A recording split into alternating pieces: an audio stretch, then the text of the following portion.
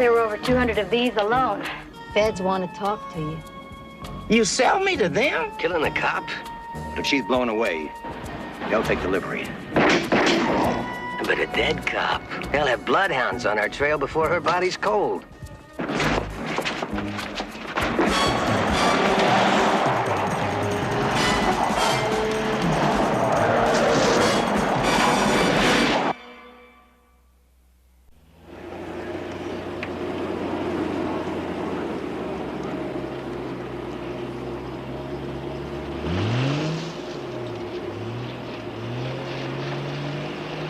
See what I mean? They go in, but sometimes they don't come out. Well, they've all come out today. Except for that Lincoln yesterday, the gold one, and the one you say you dumped on him, Charlie. I did dump it here. Yeah, well, I don't see it, Charlie. And if it were here, I'd see it, right? Look, Riley, it's already been cut apart. You see, they pulled the part they want, and they pressed the rest of it. Front end, transmission, doors, and fenders, okay? Calm down, Charlie. Yeah, but what is he busting my chops for? I ain't no snitch. Not a good one, that's for sure.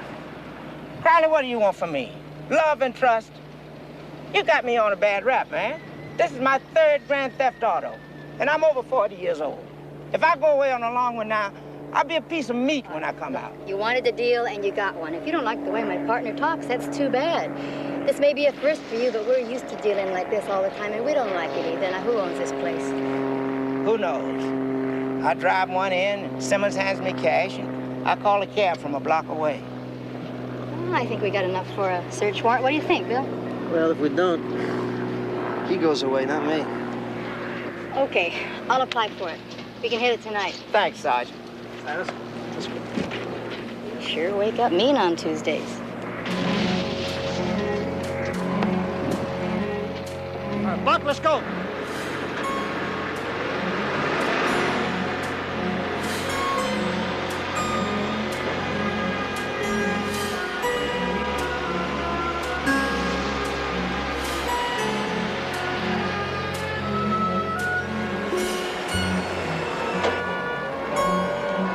Thanks a lot, buddy.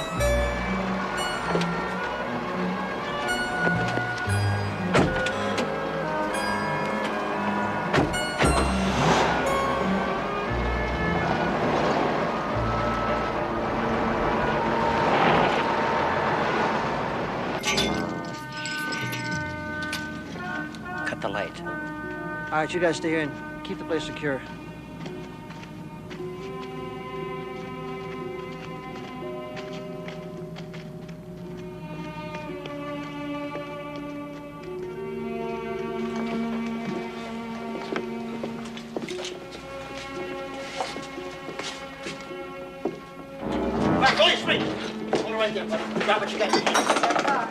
Let's go. What's going on here? This is private property. You got no business here. Nobody called you. We have a search warrant. This is a stolen car. When did you guys start getting secretaries? Hey, Bill, it's got a lock on it. You want us to kick it in? You got a key for that door? I'm only a watchman here. I don't have keys for nothing. Kick it in, Joe. Okay, Peter. Wonder what's in here. I'm only the secretary. Ask the watchman. Stand back. Here, I must be getting old or something. try these.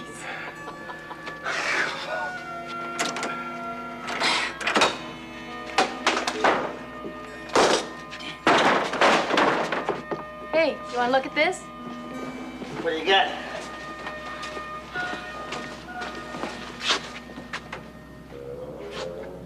Look, I don't know anything about this stuff. I've never been in here before.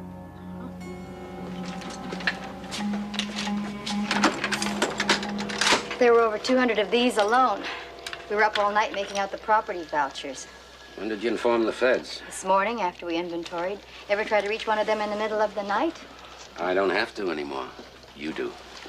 You know, some of them are pretty annoyed that the papers got it before they did. Captain, let me tell you something now. We didn't inform the papers.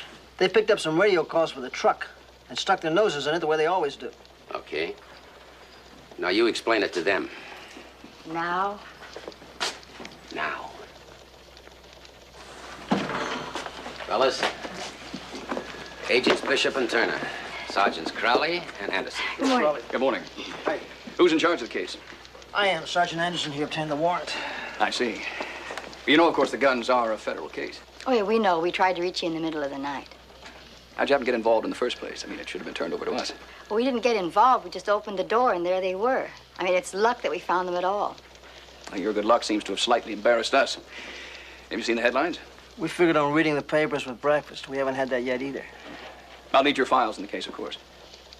You're welcome to them. And the identity of your informant. We stopped at court to check your application for the warrant. You didn't name him. No, I didn't. You have to name him, you know that. Wait a minute. Her informant didn't know anything about the guns. He thought he was setting up a stolen car ring. I mean, there's no reason for her to give them to you guys. As her superior, Captain, I would suggest that you issue an order. Oh, I didn't hear anyone say they wouldn't cooperate, just that they won't divulge the name of their informant. Since when have you people been giving yours away? It's our case, Captain. And it's our informant. Look, I'll ask him whatever you want asked, but it goes through me. Sergeant, I think you're being unreasonable. I mean, we can force his disclosure. And you'll lose any cooperation from us. That includes Sergeant Anderson and me. Well, then I have to deal with your superiors. You know, we seem to be forgetting what this case is all about. We're supposed to be after a gun-running operation. We'll work with you or alone, but not for you. Captain, if I can have a few words with you in private. Mm-hmm. Here, gentlemen, feel free to use my office. Thank you.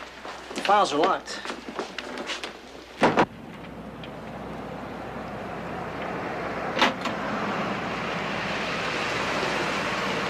We want to talk to you.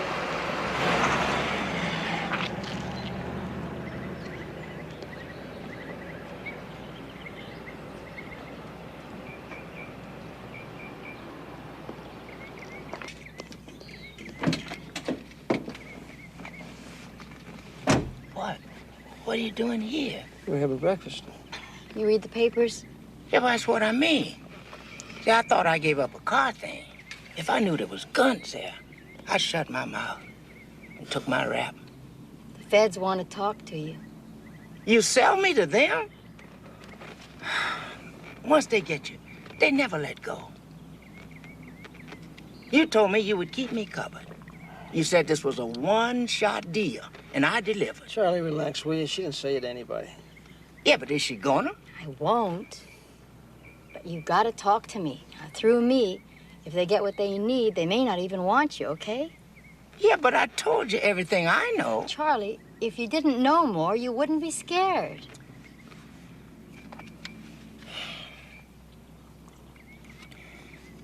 I know a few names.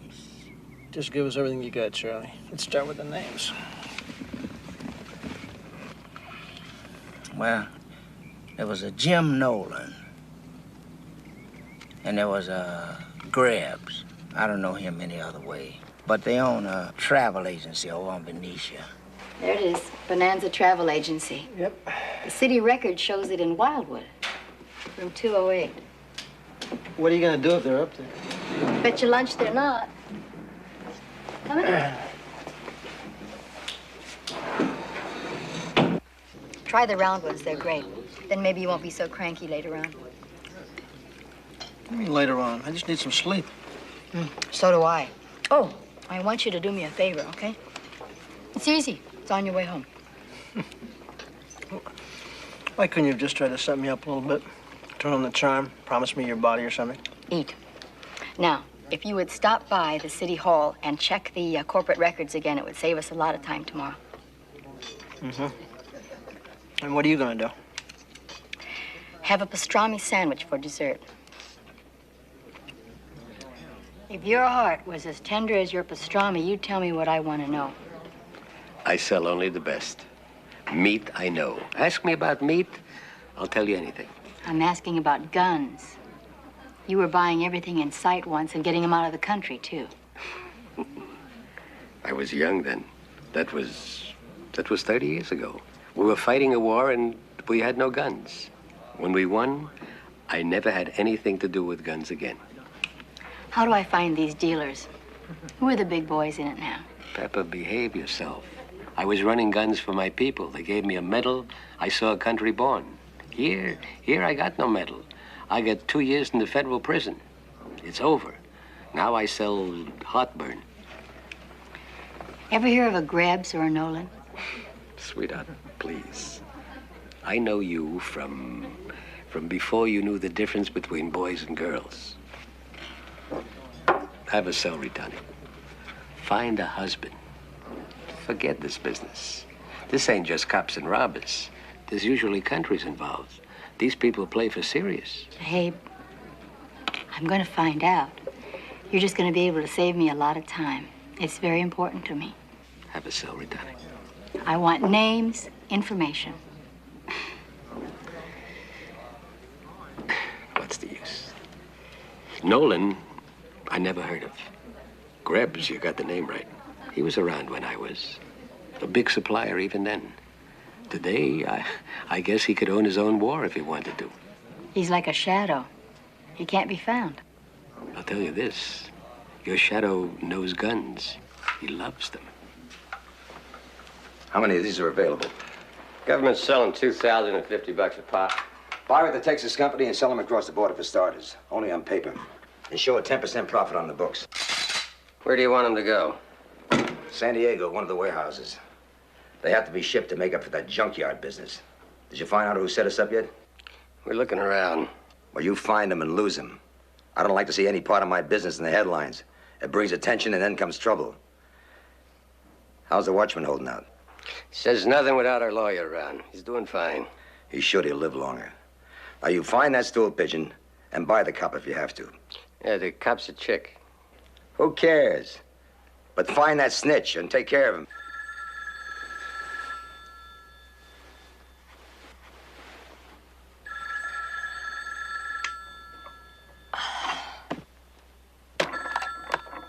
Yeah. Well, good morning, my darling. It's that time again. It's Pete. I'm sorry to wake you up, but it's tomorrow already. Oh, no. You're lying. It's too soon, and it's still dark out. I know that, but we got a problem either way. Your secret gun informant is no secret anymore. How, Pete? What happened?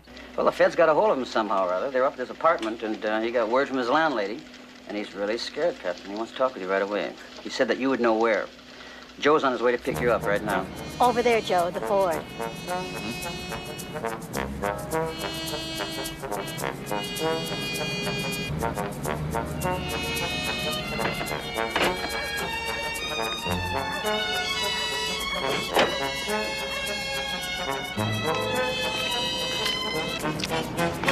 Charlie.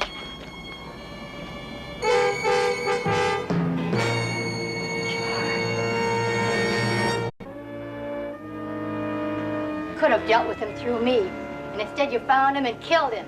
That's a pretty dumb accusation for a pro, Sergeant Anderson. Now, you left a traffic sign on the court records. We checked your cases. We came up with an obvious cop-out. It fit in. We went to question Witt. And left an even bigger sign for every street punk that Witt was an informant. How long did you think he'd live after that? 1 hour or 2? If you'd turned him over to us immediately, and we could have kept him safe. Until you were finished using him and then cut him loose, and they'd have dusted him anyway. Now how much information are you going to get out of him? As much as he told you, Sergeant. Which is nothing. He gave me a few names, which I'm checking out. What are they? I'm involved in this up to my neck. If you want any information, we're going to have to trade. Sergeant, I don't trade information. And I don't work for you. Now, you just might, before we're done.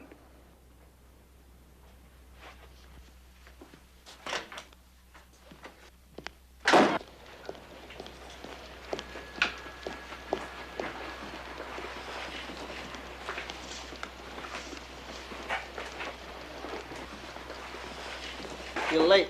I was at the Federal Building. Charlie Witt's dead. Yeah, I know. I got the word. I got Pete and Joe at homicide to see what they can turn up. I don't like it any more than you do. Here, look at this. Now, we started out with 2 names. Now, we got a dozen corporations and over 30 names. I could keep going. I just ran out of time. And all these are right here in town. Who knows how many there are in other states? The feds would know. Then let's give them this and let them handle it. The way they handled Witt? It's their thing, Pep. Let's give it to them. Since when are you their biggest fan? You've been known to beef about them. Yeah, when they butt into our cases, sure. But now we're butting into theirs. You're gonna have to give it to them, Pep. I'm serious. This is an official telephone message. You're to appear before a hearing of a federal task force investigating arms suppliers. Right now, they got a subpoena on the way to the commissioner's office for you. They sure know how to throw their weight around. Yeah? What are you doing, calling your lawyer? My hairdresser. And then a friend of mine on the newspaper. They want a show, I'll give it to them.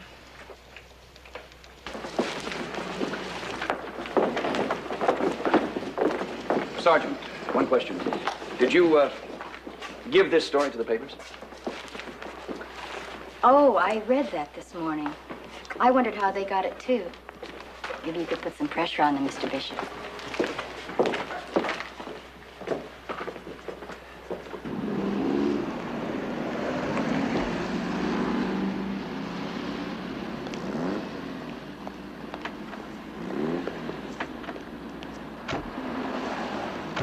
I said lose him, dummy, not make him famous.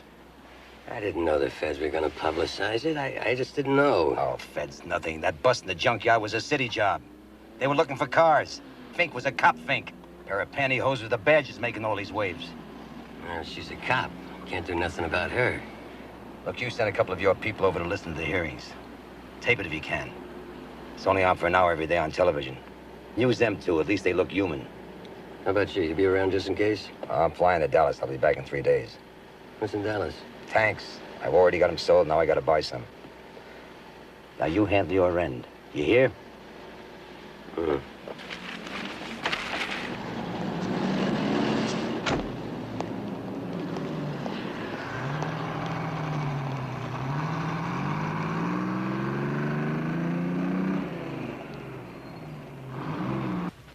To continue, Sergeant Anderson. In your experience with gun shipments, did you ever happen upon a cache like this before? Mr. Hayes, I have no experience with gun running. This is the first time I've ever come across any major arms supplier. The information I have been provided with informs me that you are now investigating one such case. A case that apparently is not under your jurisdiction, and that you are not providing information to the proper authorities. Is that true? Are you asking me to admit to a crime, Counselor? I mean, surely you must know that you have to inform me of my rights first. That, too, is a federal decision. Perhaps the question was misunderstood. Let me rephrase it. This panel would appreciate any information that you could offer. I understand that, sir, but this is an open hearing, and so I would prefer to withhold... Unless you're planning to take the Fifth Amendment, I insist that you proceed. We are fully aware that this is an open hearing, but that's exactly our purpose. All right, sir.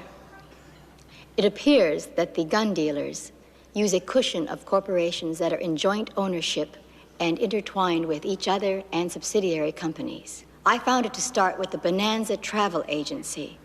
The corporate officers are listed as a Nolan, Sanderson, and Phillips. Nolan is reputed to be in partnership with, or to be a main figure, in an operation headed by a man named Grebs. This man is not identified yet.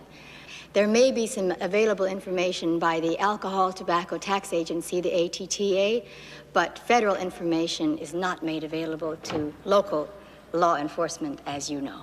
I think we shall adjourn for a couple of hours, hold a meeting in chambers. Gentlemen?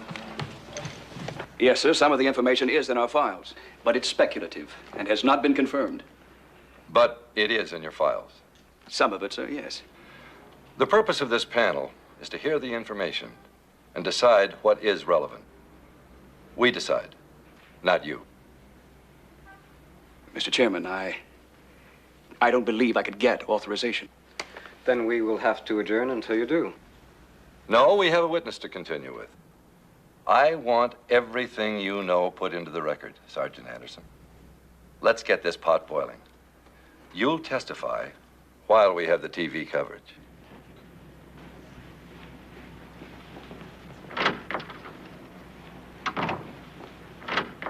Hey, Bishop. Let's get a little out of hand in there, don't you think? Yeah, and there was no reason for it. Look, if you're concerned about her safety, she just did it to herself in that hearing Her room. safety is our responsibility, and we can handle that. Well, good. If you're not sure, we can always put her under federal witness protection. That'd be the day when one of our people asks your people for protection.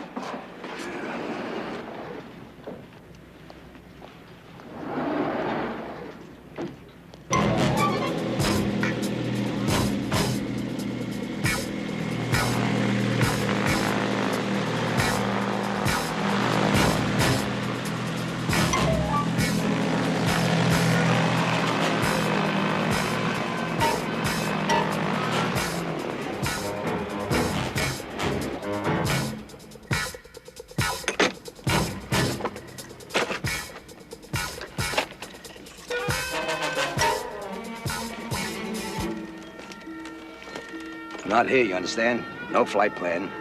Not on any manifest. Took off from our own airfield in Texas. I'll be back before morning. Is that clear? Yeah, you're coming back on a commercial flight in 2 days. I understand that, but that's not what I'm worried about. He'll drop you off downtown, and when you get set, contact him. He'll be expecting your call. I'll be back by Thursday. By that time, the job should be done. Killing a cop? Look, that decision has been made. We got too much iron in the fire. Over 6 million with our South American customers alone. Now, if she keeps talking, they'll pull out. But if she's blown away, they'll take delivery. Yeah, but a dead cop. They'll have bloodhounds on our trail before her body's cold. Let 'em. In 1 week, all our deliveries will be made. Then we'll be gone. No trail, no problems. And a year from now, we'll be back in business. Come on, your man's waiting. And put Waldron on him to identify her.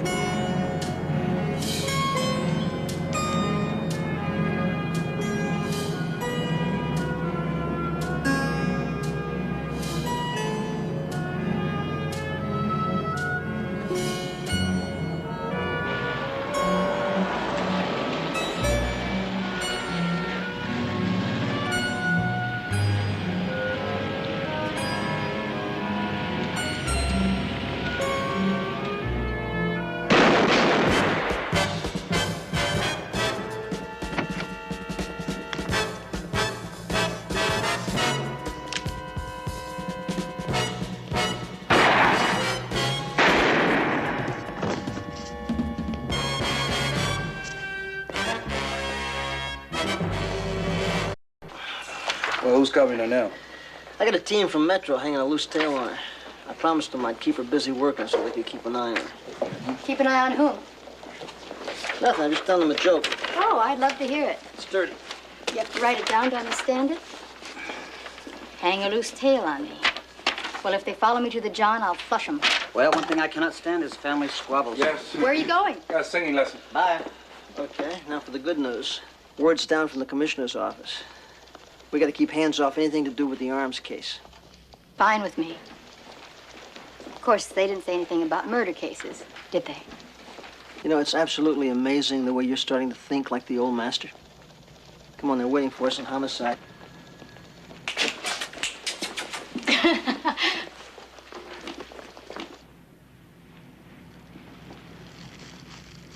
Here you are. Thank you. You were really lucky. They could have taken your head off. Such a nice head. Yeah, you mean it's still there? Frank, did you make a comparison to the bullet that you took out of Witt's body? I anticipated that. You're okay. You mean it compares? This gun that shot at you also killed Witt. Do the feds know that? Not yet. So, there were 2 slugs in the guy that was killed last night. One was yours, but the other was a 9mm steel jacketed job. It tore a 2-inch hole right in the concrete. Why would he want to do it in his own partner? Orders. Sure, you go down, you go out. Pro could do that. An outside hitman with no personal feelings about the people he's working with. No loose ends. It's good enough. Well, looks like we're not the only ones sightseeing today.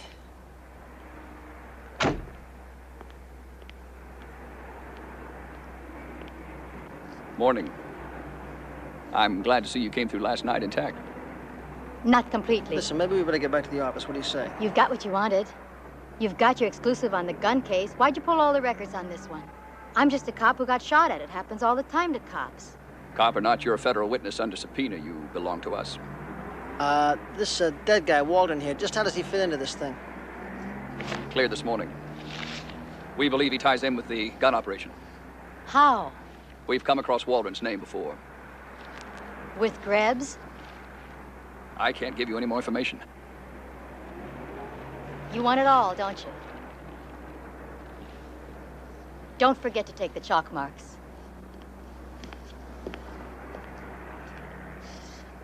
Listen, before you say anything, let me tell you about Pepper.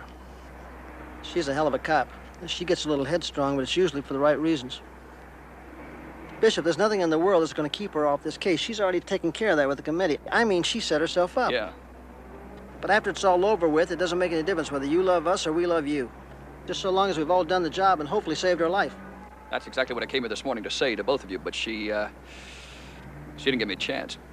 Yeah, well, I never said she fights fair. Hey, there's just one other thing. Thanks for adding your protection. I just wouldn't let her know. Well, what's the expression? Stonewall it. Waldron. Here it is. He shows on one of the companies. That's no surprise. Bishop made that connection for you.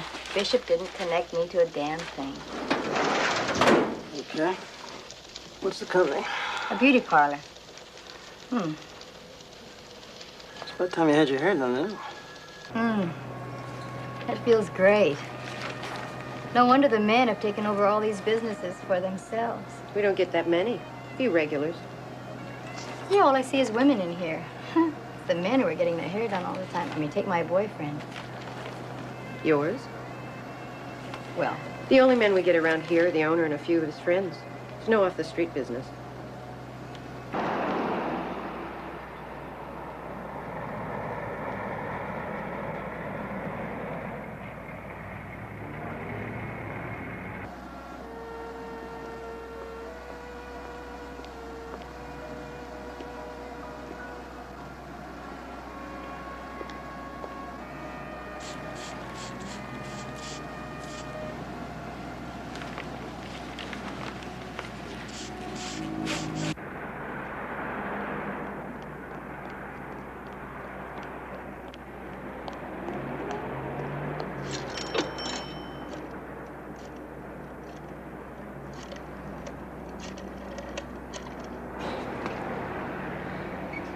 It's me. Can you stay where you are? I'll be right over.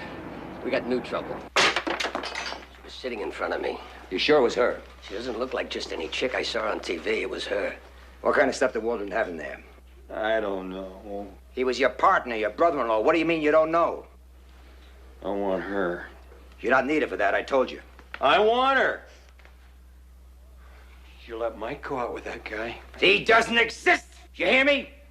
I hear you. But I want to go out with him. Look, we needed Waldron to point her out. That's all. Now he's attached to her. Do you understand? Yeah. What did you guys keep in the beauty parlor? Could be anything. But no guns. You idiots. Don't you understand anything?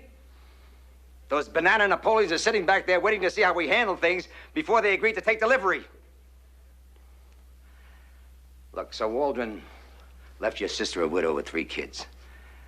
But if we can complete delivery, have you any idea what her share will be? It'll be $200,000. Show me the bookkeeping on the Texas deal.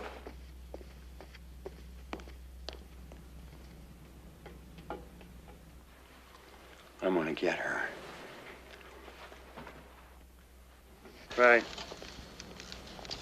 Yeah, okay, right. Pepper. Just never mind the stories. You get to take me home. Well, good. That saves me an argument. But the boss would like to see you right away, Billy. Bishop again. I'll go in with you. He didn't say we, he said me. He just wants to yell a little. He's got it right. I tell you what, you can have the next one. See you in the morning. Go home.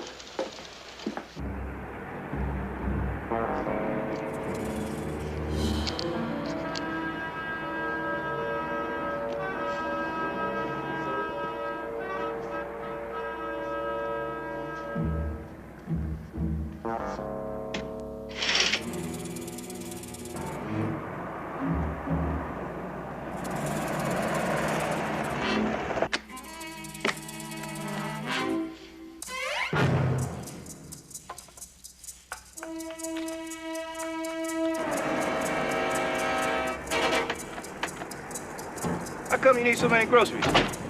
I'm on a new diet. Look, I know this great restaurant.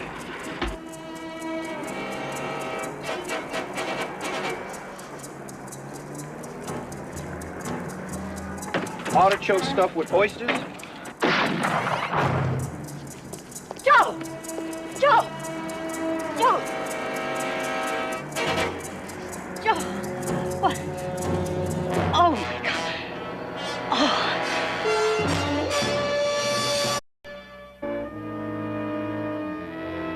Pep, they said he's gonna be okay. They said the bullet went in and out clean, honey. Sure, well, I've heard that before. I gotta see for myself.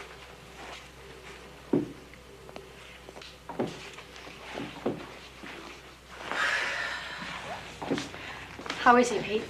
I don't know. They got him so heavily medicated. Seems to be coming out of it a little bit. Did you talk to him? Did he say anything? Nurse told me I had a split. Why don't you go home and get some rest? I'll stick around. Well, I thought I'd stay around myself a little bit. You have a cup of coffee? Yeah, that's a good idea. Come on. We'll be back. Come on. See you, Pep.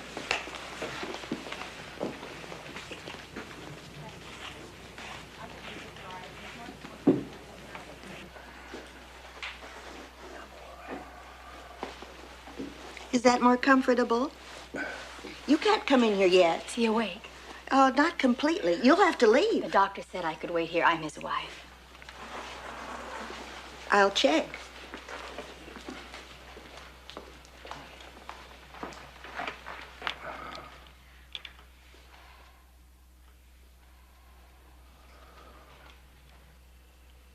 I'm sorry, Pep. We lost a baby. You're young. You'll have more.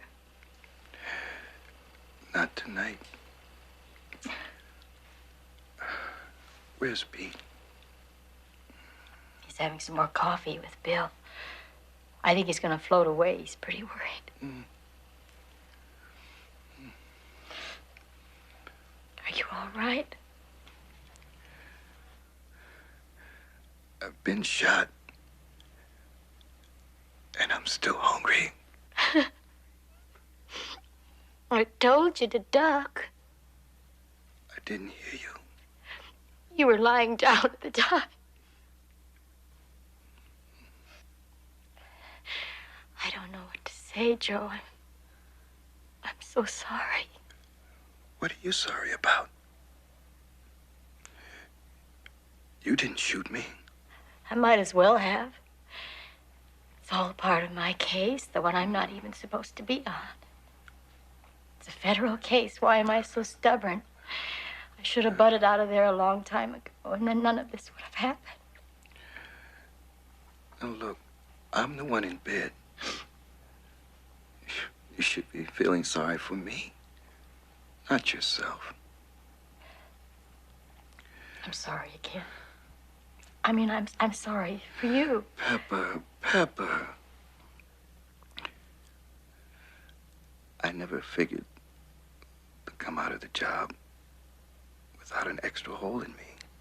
So I got it. And if it were the other way around, you would take the bullet for me. So you shut up here. I guess I've been told off.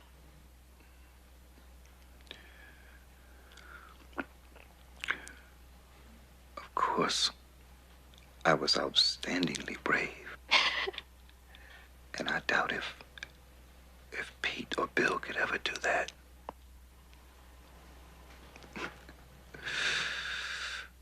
Look at that chick. Looks almost like she could lead a normal life. She can't. It would bore her to death. At least it would be her own death. Honey, bring me another one of these, will you? I tell you, maybe you better bring her a warm glass of milk.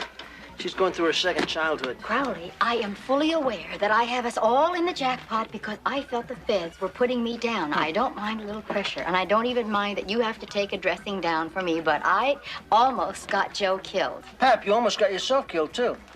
I mean, look, you made a choice, so did Joe. The rest of it's the rules of the game, honey. You got a dime? Yeah, I got a dime. What do you want a dime for? Change the rules of the game. Who you calling? Tom Richards. Why are you calling the papers? Have you got enough publicity lately?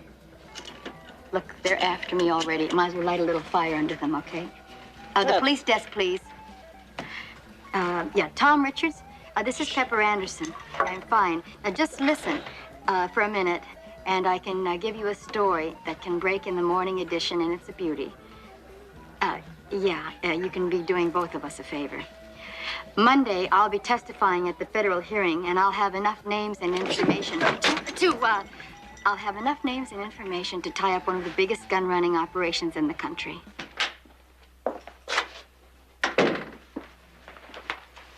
Read this.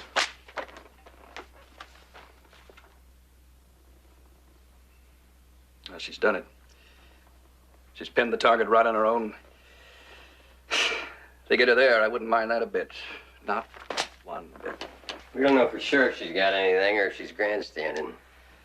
The people we're dealing with don't know that either. Well, if the feds don't have us, she can't, right? What difference does it make? She's got the junkyard stash. She's messed up the beauty parlor for a meet. Yeah? Hold on. Wait in the other room. Well, go on.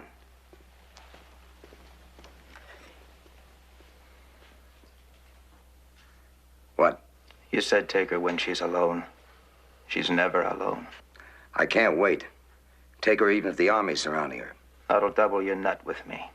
But it's got to be before she talks to that committee again. Anything you say. It's a deal. It's a deal. Leave the money tonight. You know where. I know where. After I hang up, you won't hear from me again. Anything else? You do your job. We'll make a hero out of her. Check all the neighborhoods and see what you can find. Excuse me a minute.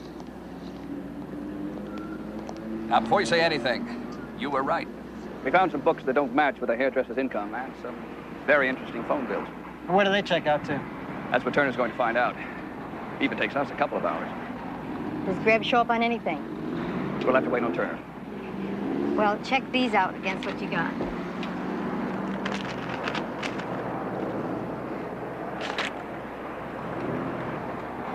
Does this make us partners? I wouldn't press my luck.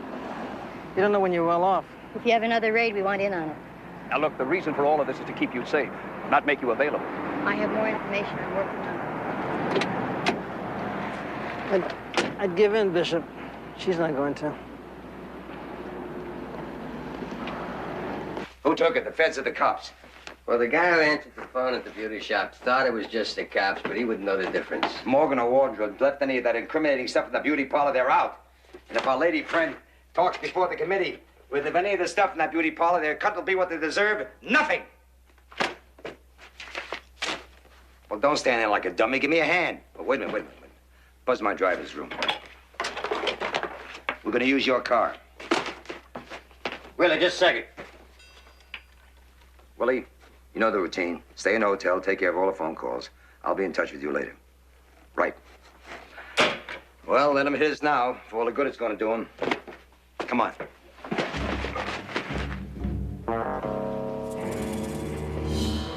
All right. Move him out.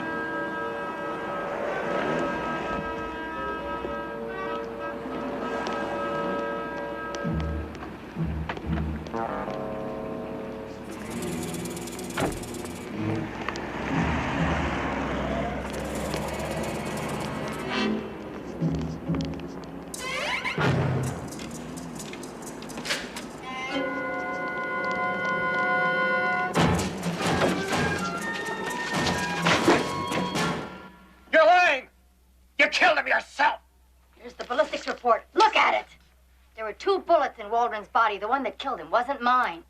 You're a liar. It could only have been a pro, Morgan. That's the way they work. You've been around, you know that. Greb's brought in a pro. He was with your brother-in-law. But he gave him the kiss-off, and Sergeant Anderson brought him down with her shot. You help us get Greb's, and we'll get the pro. We're going to get Greb's one way or another. You help us. You tell us where we can find him. I cop out to you, the feds will put me away for life. What if we get you a deal with the feds? No, you can't pull that stuff. They don't deal with local cops. But what if we could? I deal.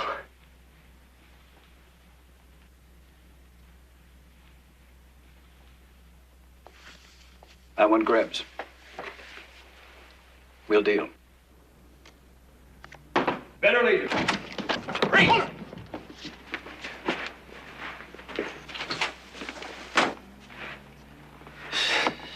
Get him out of here. Bring in Morgan. We almost had Grebs in Chicago once. He pulled the same stunt then. He'll check in by phone. My phone, huh? All right, Willie, get over here. That's our station. Now let's see you deliver.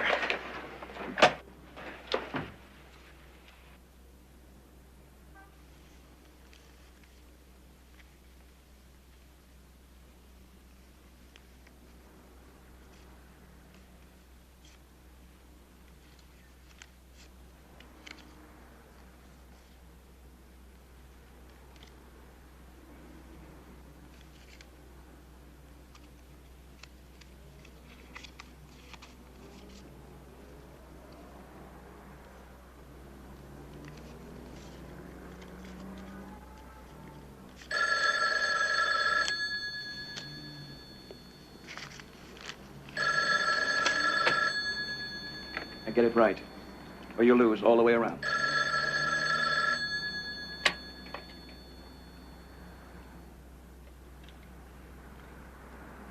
Hello. Who is this? Morgan?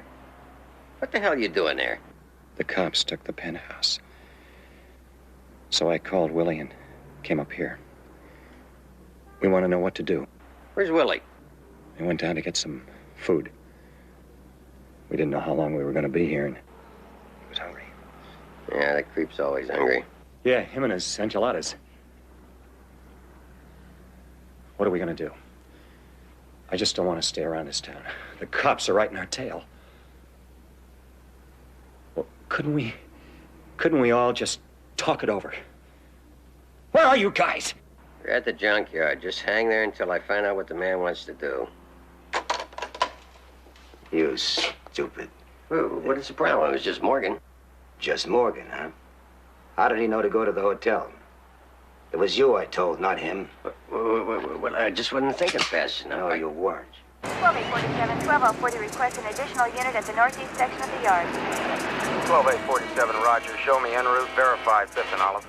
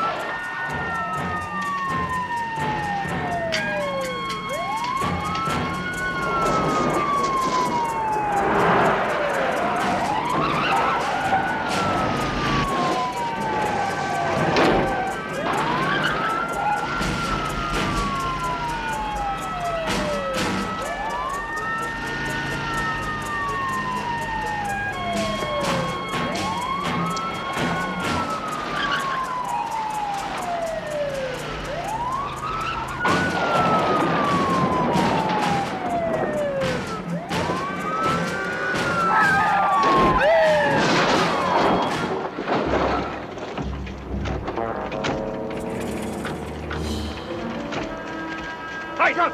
Drop the gun. All right, out, Greg. No gun, no gun. Drop the gun. Bishop, take him out that side. Come on. All right, get up. Let's move it, move it. Come on.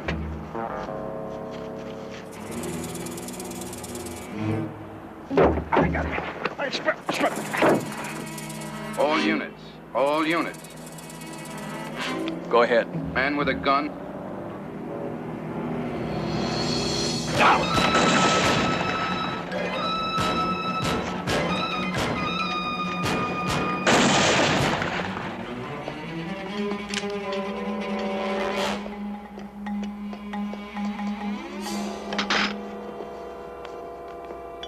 Stay on top of them. I had to do the same thing. Move it over. Hey, Lily. Hi, Bishop. Fine. You don't care who you drink with, do you? Ah, He's blind. lady, don't you ever forgive? As a matter of fact, you know, this old boy here kind of saved your life, didn't he? Uh-huh. Sure did. Well, I think you two ought to kiss and make up. I'll drink to that.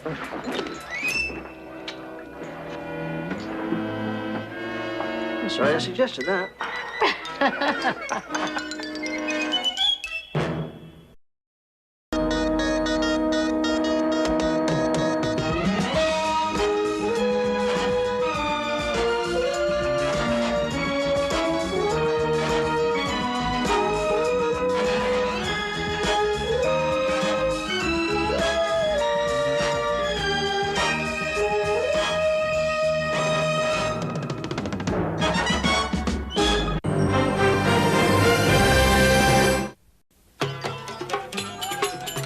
You're a remarkable man.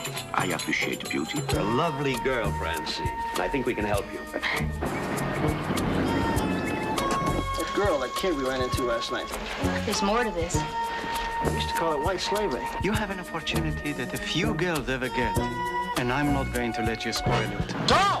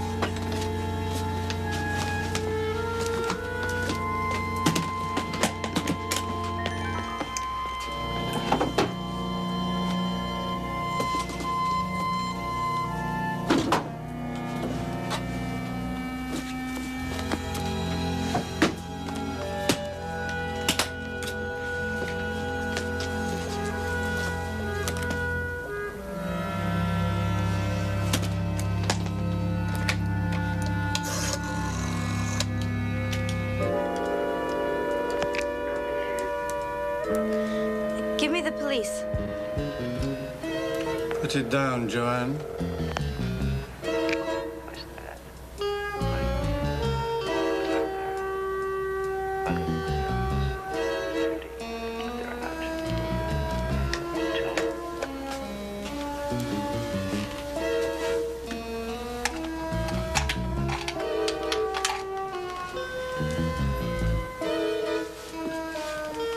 Let's talk. There's nothing for you to worry about. Please. Anyway, we must have been sitting in the car for, I don't know, something like 6 or 7 hours. Nothing. I figured we were going to set a new record for stakeouts. Well, you'd have to go a long way to beat Larry Miller. You know he sat out for 15 hours, him and his partner? Yeah, well, anyway, Steve Wantner's going ape, see? So suddenly he gets this little glint in his eye. Now, we both had CC units because they just started issuing them to us. I think I know what's coming. It ain't long with it. Well, let me finish the story, all right? Okay. Well, anyway, so he gets this glint in his eye. Well, he suddenly turns to me and he says, give me your radio. I say, why? He says, because I'm a sergeant and you're a lousy investigator. That's why. So I gave him my radio. So I said, okay.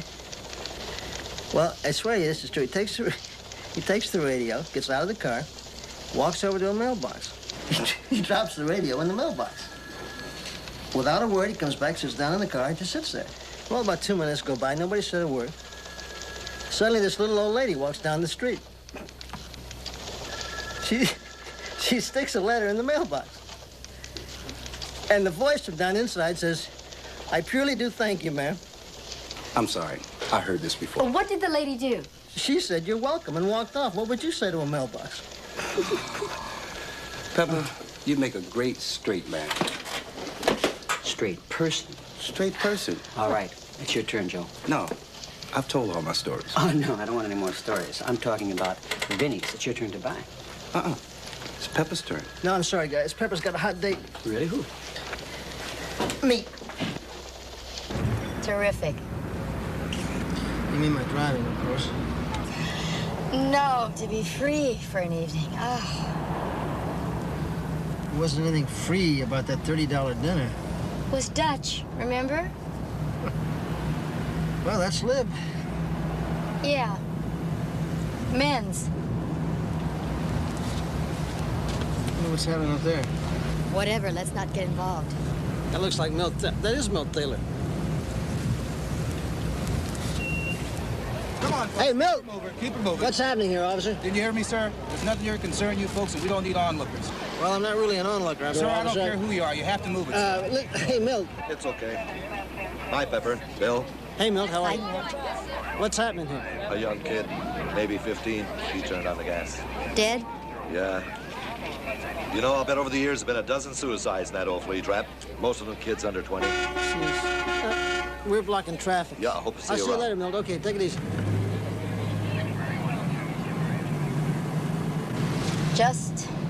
Just routine. That's why I never liked working patrol. That kind of stuff. Just happy somebody else is handling it. Okay, will do.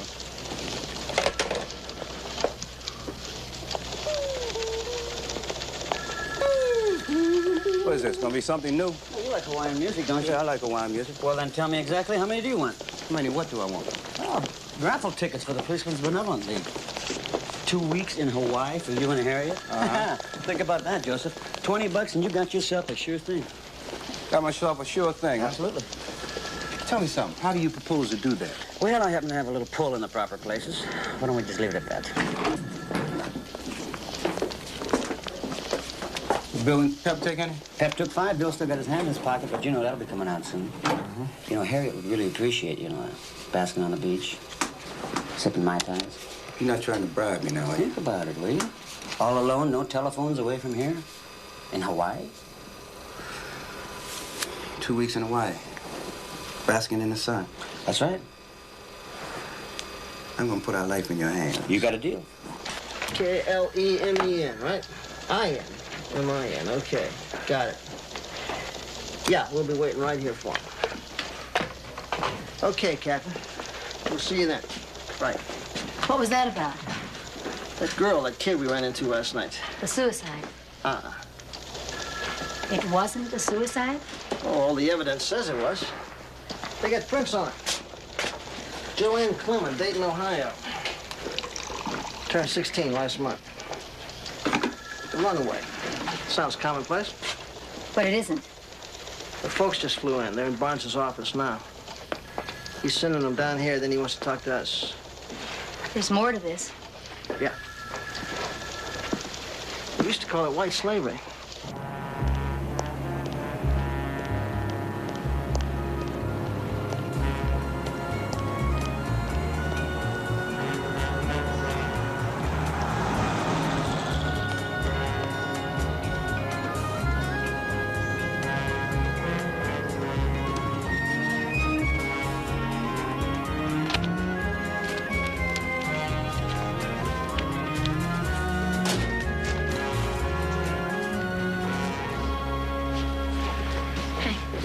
I'd like to see Mr. Victor, please. Is this in reply to the newspaper ad? Yes, ma'am. Your name, please. Laura Baker. Now, please be seated. He'll be with you in a little while.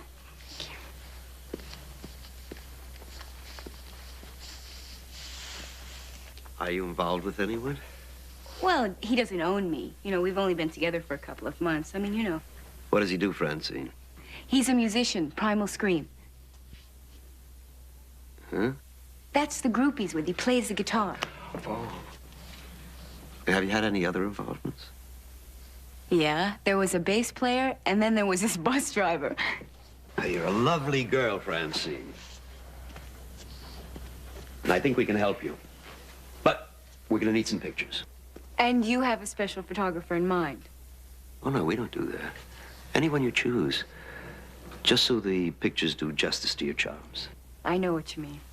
Thanks a real lot, Mr. Victor. Okay. Bye-bye. Bye. And you too.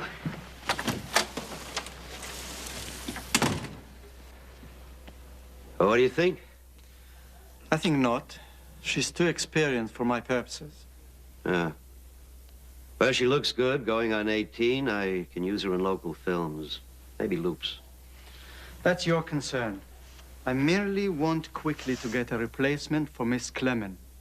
She was our only child.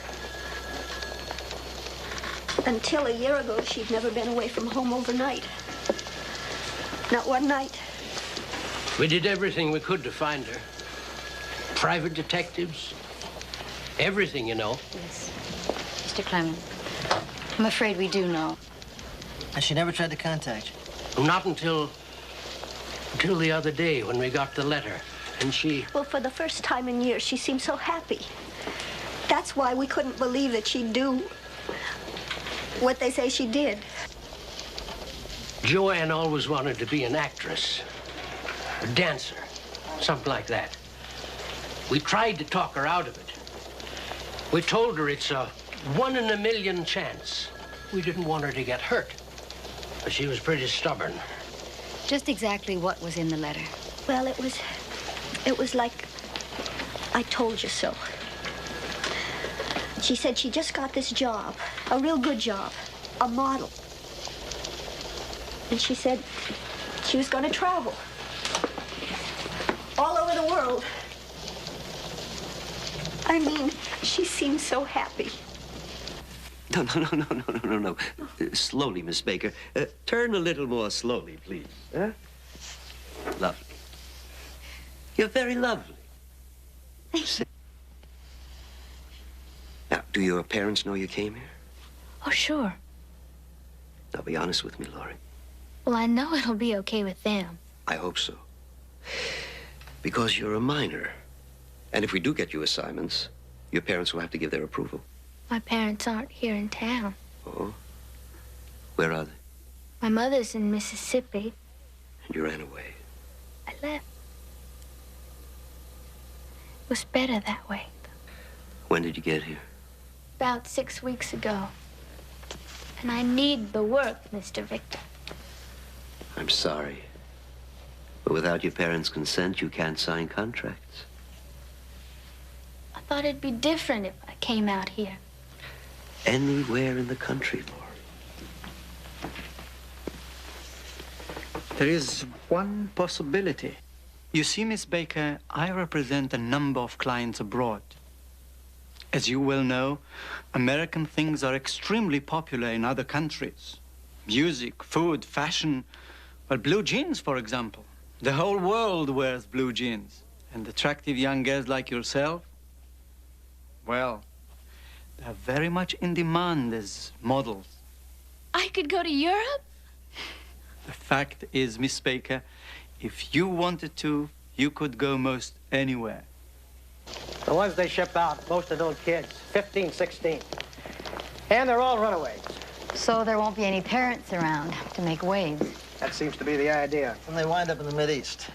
A small sheikdom named Ramat. Yeah, but Captain, you know, a little country like that, now that couldn't account for all the white slave traffic. It's got to be a clearinghouse, don't you think? Right. From there, they ship them to hell and gone. Charming. Come on, come on. Where you want to eat? Getting less and less hungry by the minute. Well, then let's try the copper kettle. They serve small portions.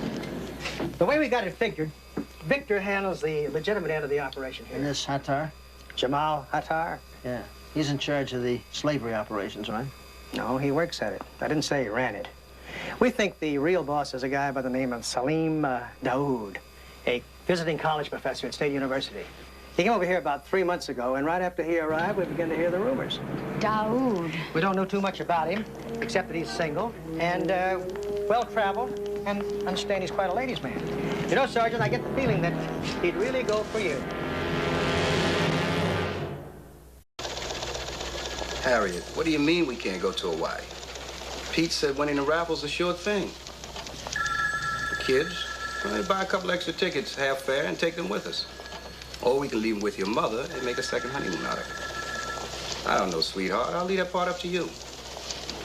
Of course, Bill will give me the time off. Look, I've got at least 2 weeks coming to me after the Brandon case alone. Bill, Harriet wants to know. Tell her yes, I'll do anything to get rid of you for a while. And give her my love. He's real reluctant about it. But he says he'll try to get along without me. And he sends you a kiss. One of his famous freebies. I'll see you later.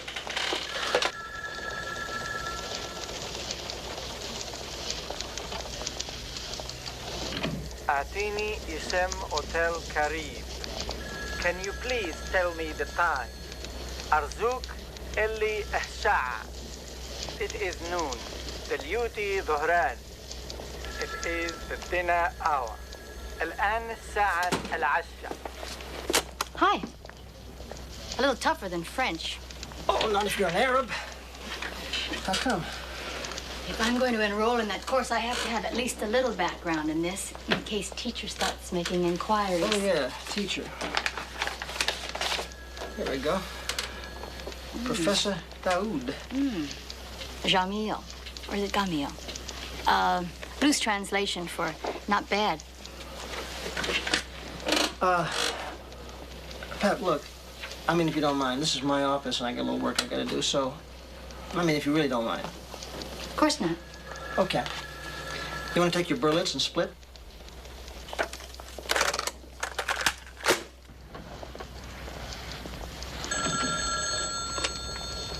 Yeah, Crowley. Captain, we're on to it. I know there's pressure. We're always under pressure, aren't we? Uh-huh. Daoud, right.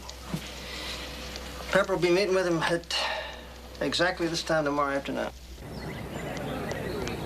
Public opinion thus confined the women to the house, leading to the establishment of the harem system or enforced seclusion. This absence of women from normal activity on the streets is characteristic of many Arabic towns until this day. This gradual disappearance of women from public festivities and even from worship has given rise to a widespread Western view that Arabic women are consigned to an inferior position. But it is very important for us to know that in the earliest days of Arab culture, their status was completely different. They were not closely veiled, not much more secluded than their European sisters. In fact, many of them were very well educated and accomplished. I think it is very important to see that the Western concept of Arabic oppression of their women comes from the growth of some later, even modern, usages. In truth, the Arabs, in their deepest traditions, have been perhaps among the most chivalrous people in the world. I'm looking forward at our next meeting. Thank you.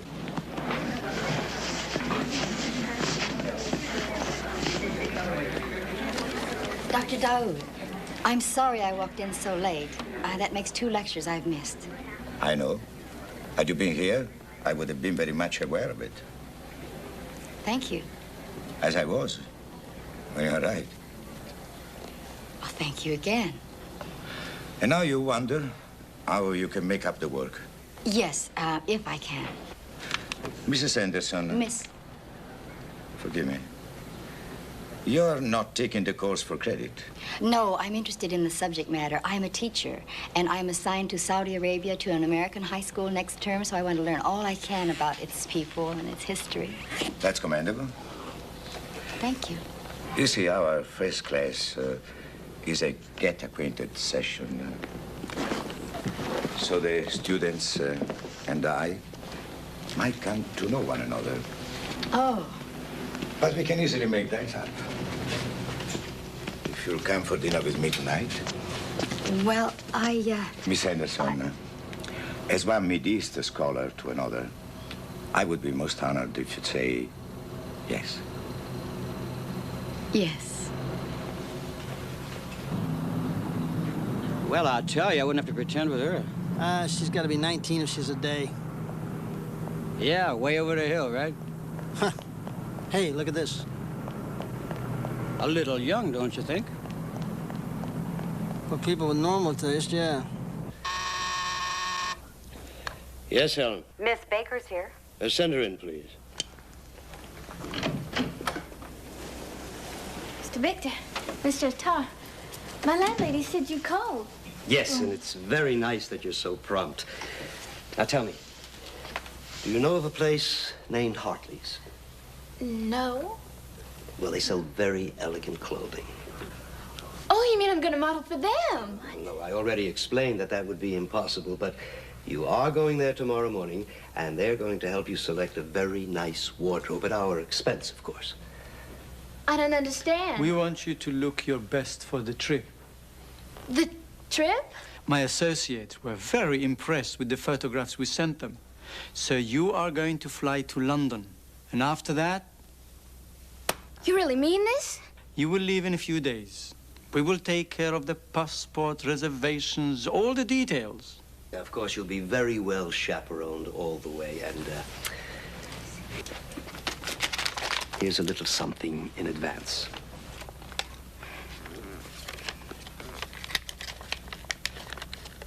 Mr. Victor, I don't know what to say. We would appreciate it if you didn't say anything to anyone. You understand, Laurie? We're the only agency in the city handling this sort of thing, and since we were the first ones to think of it, we sort of have a corner on the market. So if the news got out, so mum's the word, huh? Total mum, for sure. Here she comes.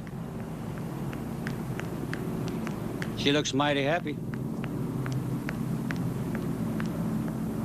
We better stay with her. Don't you want to talk with her? I don't know yet.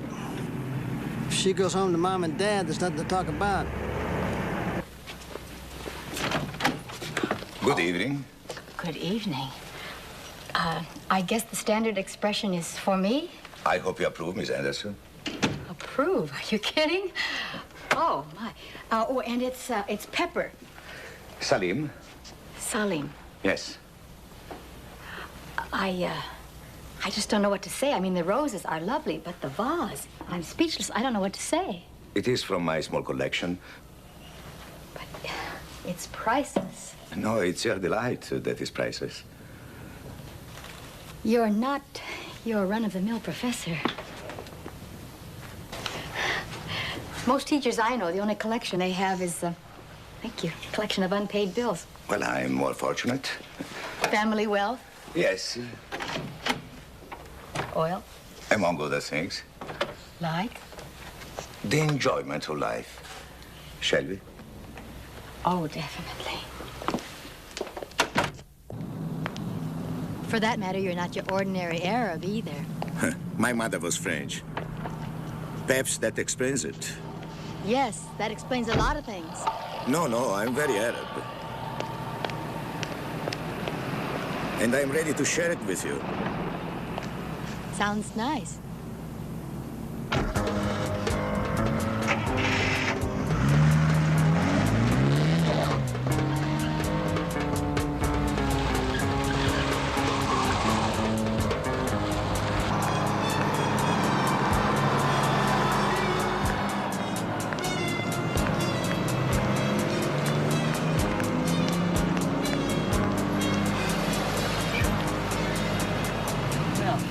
Definitely not Mom and Dad. Well, let's go see what kind of a story she lays on us.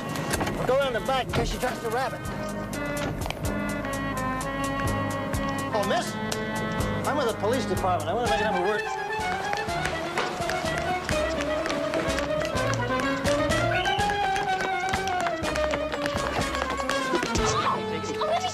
Let me go, please. Police. Let me go. Just relax. It's all right, honey. It's okay. We're both police officers. Nobody's going to hurt you. We just want to talk to you, okay? You're going to send me back, aren't you? Send you back where? To my mother and that guy, What's your name, honey? Laurie Baker. But you know that. How old are you, Laurie? About 14? 15. And I'm not going back. Yeah, well, we'll talk about that later. Right now, we're more interested in some people you've been meeting with here. I had couscous once, In San Francisco. Not the way I made it. There are dozens of variations. Mine is indisputably the best. Could I have the recipe? Only if you'll join in my toast. May I?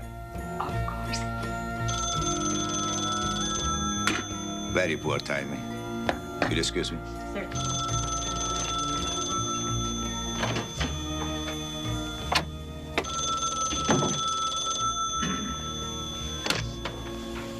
Hello?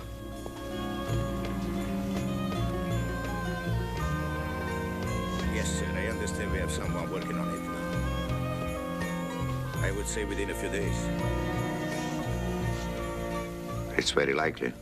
Does Hattar know the client is on the way? I'm sure Attar is aware of it. If they suspected anything, they would have taken action by now. Of course, the last I heard, the flight was on schedule. I'll see if I can't expedite matters. You've done well. Thank you. Thank you. Goodbye. Goodbye.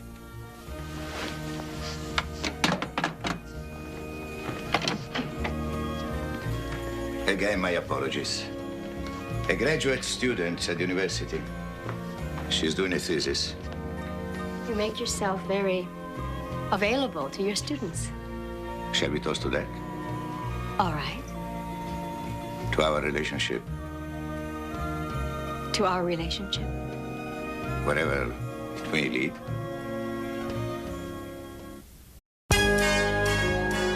He said Hattar's name on the phone. Yep. But he didn't say what would happen in a few days. I can make a guess. Make it. That's when they ship over another girl. I'll buy it. Because we found her. A runaway? Yeah. Juvenile notified her mother in Mississippi. Her mother's a boozer, so is the guy she lives with. They couldn't care less what happens to the kid. So? So we're petitioning to make her a ward of the court. And use her as a snitch? Yeah, the court approves.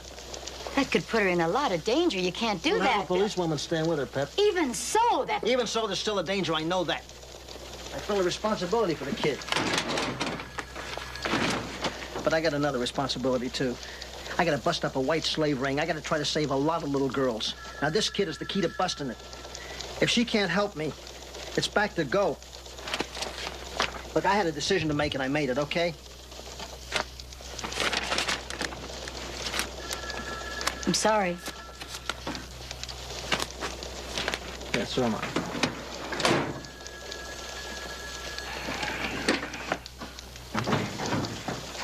Okay, so what else did you pick up last night? Anything? What I told you. What about Daoud? Did he, Yeah, he's very charming. Yeah, but I mean, did he, I was wired, remember? If he had, you'd have known. He's a perfect gentleman. Is he alone? Yes, sir. Mr. Victor? Oh, here you are. I've been looking for you. I even tried reaching you at home. I was arranging for the girl's passport. Oh, well, another young lady came in here, and I thought she might be all right, and if you wanted to Don't see her, bother. Mr. Victor, our partnership has been a very rewarding one. Has been? My people want me to work out of another city. Why? We've hardly scratched the surface here. We have reason to believe that the local police are becoming suspicious. But we still have 2 days before we put Laurie Baker on the plane. Then you will receive your full commission, and she'll be the last one. Well, we're set. But we got some stringent guidelines. Well, looks like we're going to be doing some babysitting. That's one, round the clock. 2, no jeopardy. I mean, if that little girl so much as stumps her toe, my butt's gonna be up in front of the bench. Well, I think I've come up with something very interesting.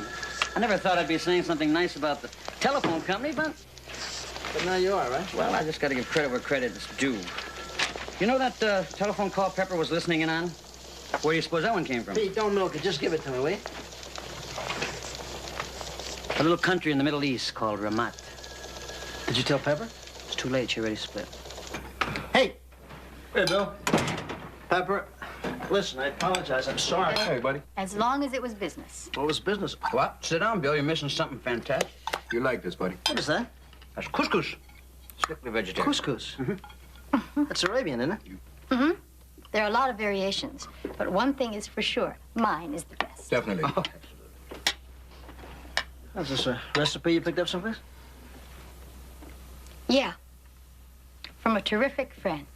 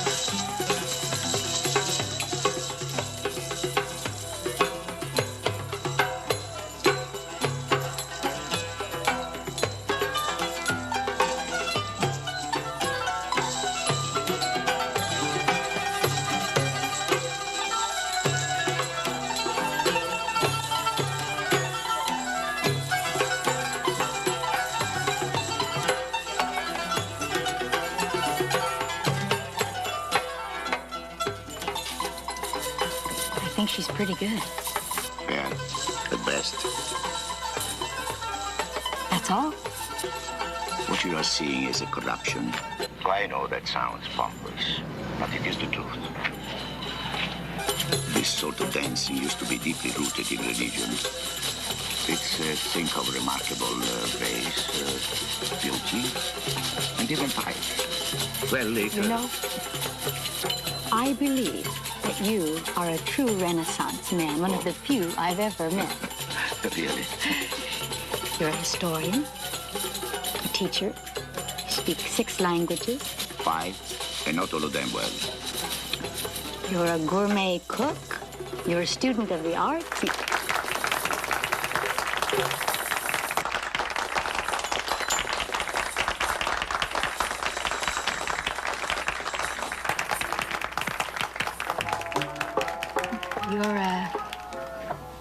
You're a remarkable man. I appreciate beauty. It seems so.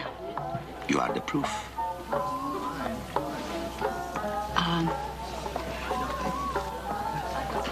Are there many women in your life?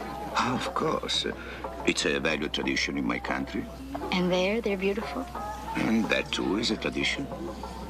Then why do you come so far? Well, No, seriously. You have a beautiful home in Ramat. Servants, everything a man could want, including, I imagine, your choice of women. Why would you come to the United States to take a job that probably doesn't pay for your plane ticket? well, I have other interests. Involving women? Beautiful women? Since I've come to this country, Pepper, I have found only one woman in whom I have any interest at all.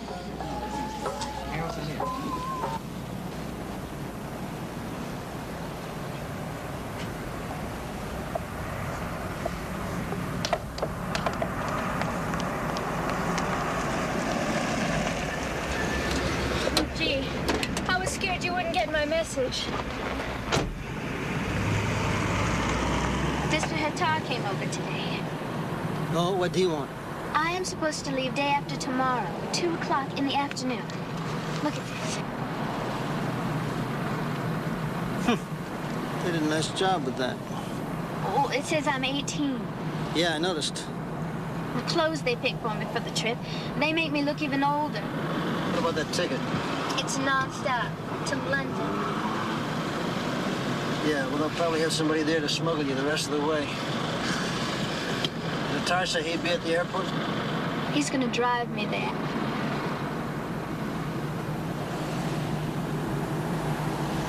Laurie. You think you can go through with this thing? I think so. You know, we'll be at the airport. There'll be a lot of us there. You got nothing to worry about, believe me. Sure. You're gonna be safe between now and then. In about an hour, there'll be a policewoman over. Her name's Mary Lou Groves. She's gonna stick with you till we get this thing wrapped up. Think you're gonna like her.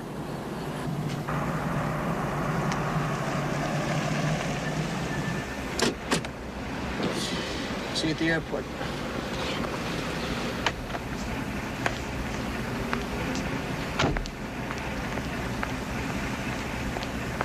Laurie? Okay.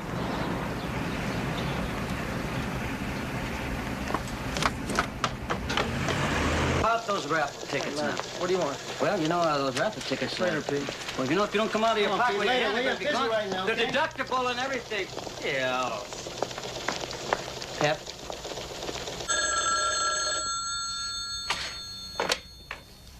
Four-Star Modeling Agency.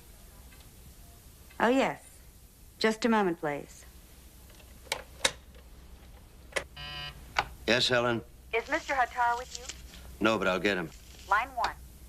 It's for you. Thanks. Yes? Put him on. Good afternoon, sir. Today? Yes, sir, I'll have her there. Thank you. Get who where? Your commission on Miss Baker should be higher than you thought. Well, how's that? Expenses will be down. We won't have to send her to London on a commercial plane. Huh? A client of mine is here on business. He's starting back to Ramat this afternoon in a private plane. You mean he's willing to take her along? He insists on it. It's only himself and the crew. He might get lonely. If I get any more calls, I'll be back in a couple of hours. Yes, sir.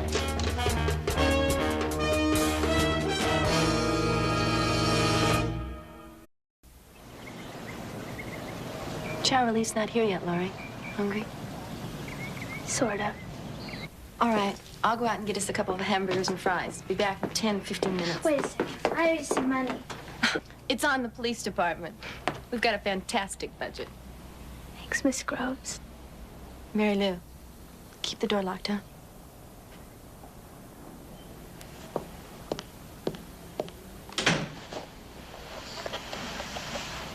Arab dominance of the Mediterranean world of the Middle Ages imposed a great cautionary influence on the art of the Arab. This stemmed from the Islamic injunction against the graven image and the deep belief that the creation of beauty comes only from God. Excuse me, Doctor. Yes. There's a phone call for you. They said it was an emergency. Ladies and gentlemen, excuse me. Relax for a few moments.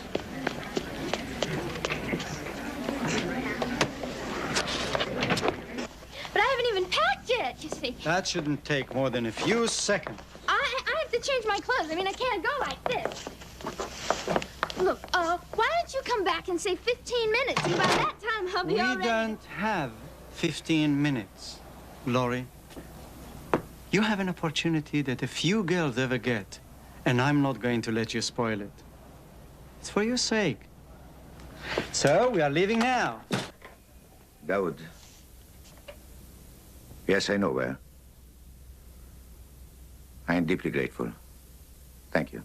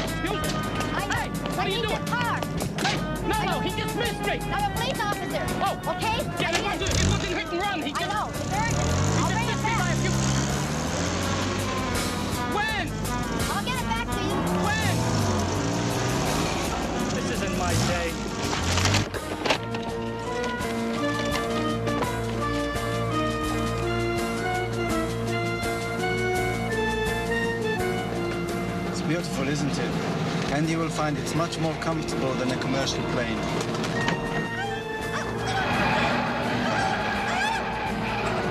I don't want to go! Stop it. We have a commitment and you will fulfill it. You will board that plane and you will behave yourself from this moment on. Do you understand?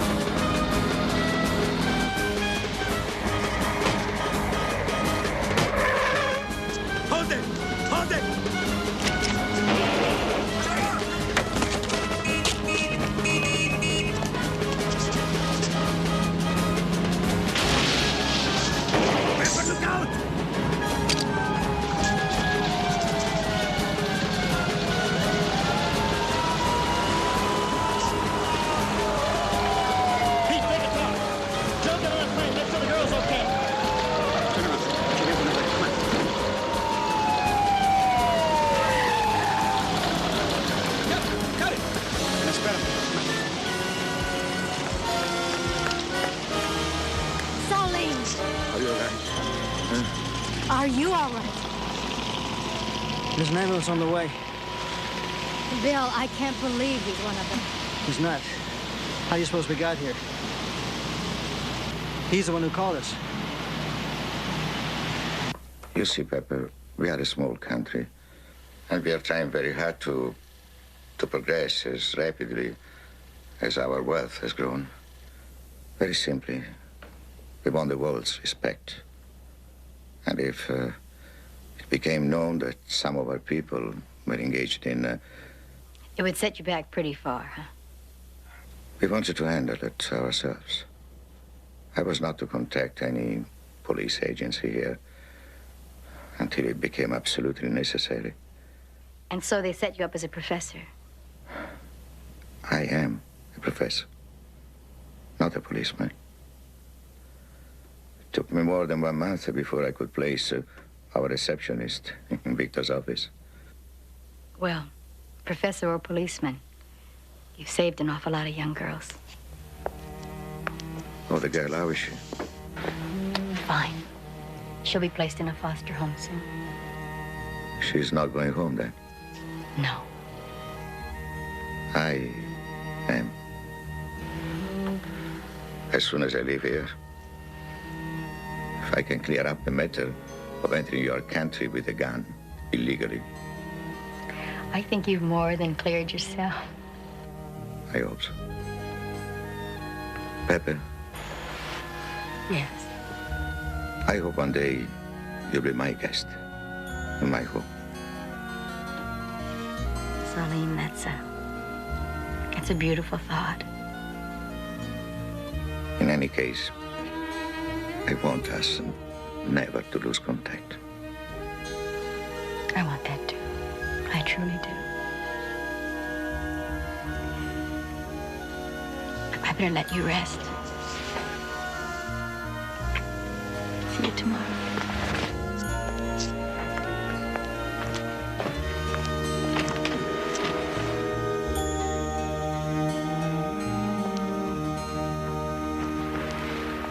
What's been happening here? You won the raffle. Huh? I was supposed to be the lucky one. And you got it all, Bill. Oh, my... 2 weeks in Hawaii, huh? And I put my life in your hands? Huh. Oh. Yeah. What are you talking about?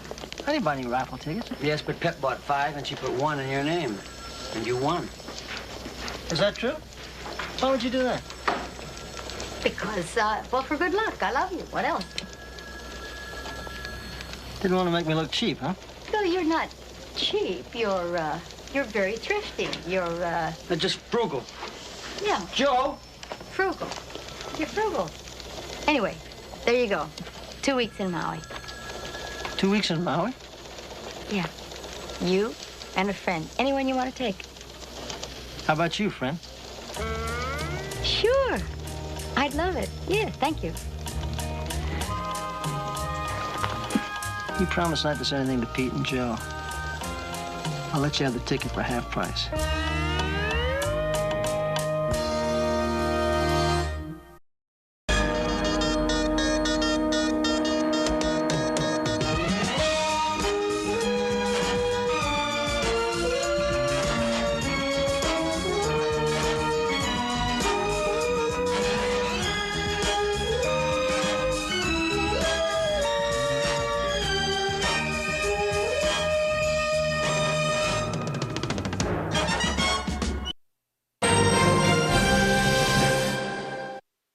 My sister is missing.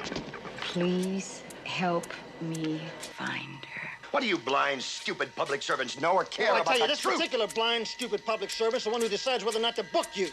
Glenna Burns is a mute. She's different from us in only one way, Mr. Lord. She can't speak. I want an ambulance sent to 102 Crestview and make it quick. Look, I did not touch her. I do not know where she was staying. Operator, I'm telling you, she would never leave the phone off the hook.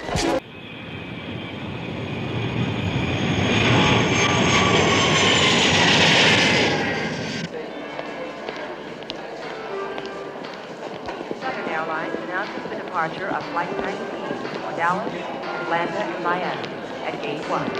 All passengers, Southern Airlines Flight 19, the plane is now ready for boarding at Gate 1. Miss Sears of the Jolly Old Tour Group urgently requests all members report to her in the Lanai Lounge. Thank you.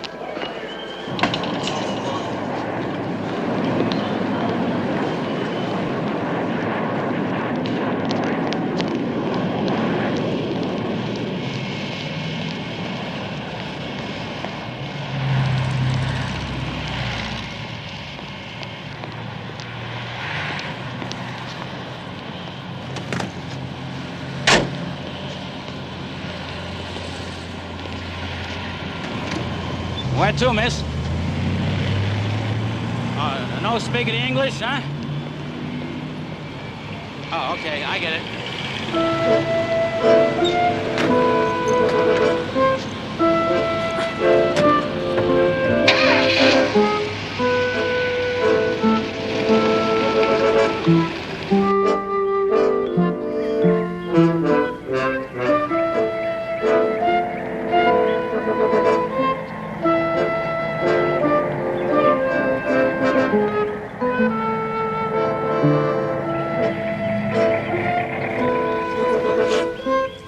Oh, I understand. You want me to wait, but I gotta keep the old clock ticking now, huh?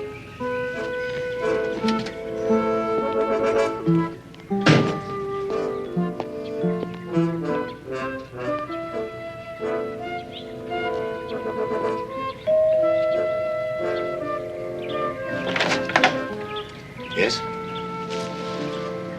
Glenna?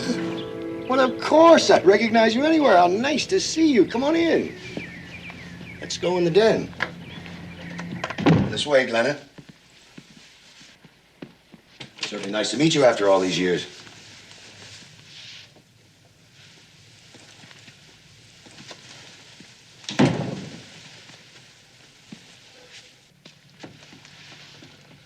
I don't know. She left 6 weeks ago. I haven't seen her since. I'm sorry. I don't understand it. I'm certainly glad you came. Things had gotten to the point where I was going to call you, send you a telegram, find out what you'd heard, if you knew anything at all. See the police about what? Oh, no. You don't report a disappearance unless you suspect foul play, and with Beth, it wasn't that. Well, look, you must have known she wrote you all the time. I mean, our marriage was not... Look, Look, she was emotionally disturbed. Now, she threatened to leave many times, and one night, all of a sudden, like that, she was gone. But she'll be back, I know, Beth. Now, don't worry. Look, maybe you'd like to stay here, and we can try to work this out together. Look, I know it's not the Taj Mahal, but it's surely more comfortable than a hotel room. Julian! Julie! Darling, I've just been... Oh, I'm sorry. I didn't realize you had a guest. This is my secretary, Irene Wilson. She...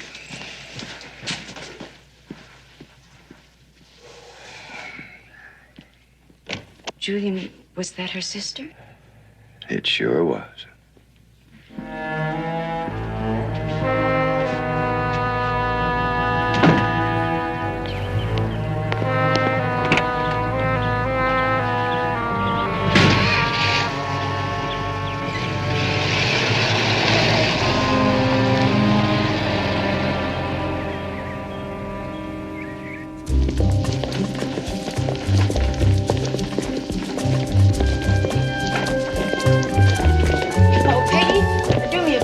Tell Crowley I got his message. I'm sorry I'm late. I'm on my way to Lieutenant Berrien's office now.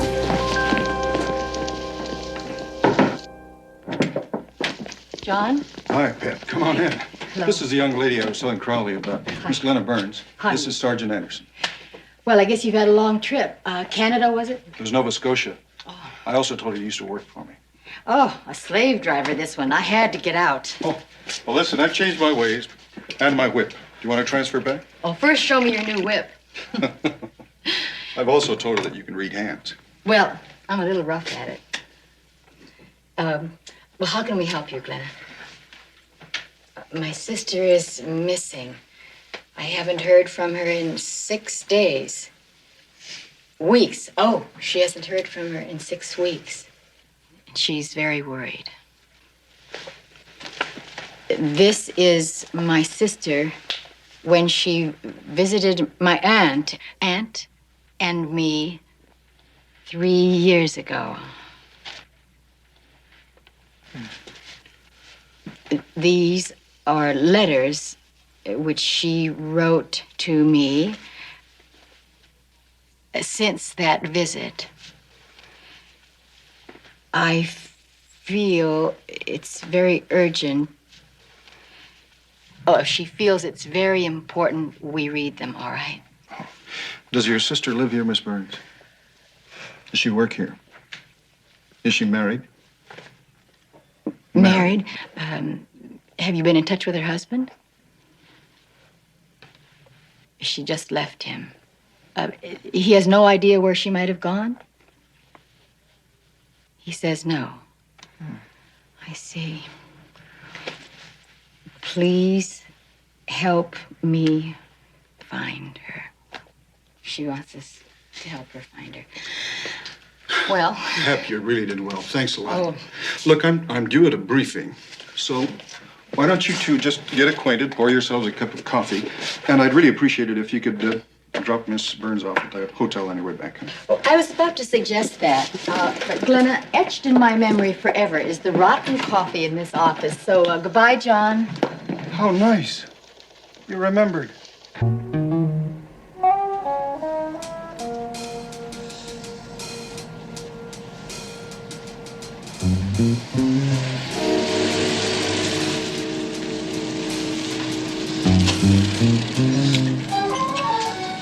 Hey, Frosty, a little late. I'm a little sorry.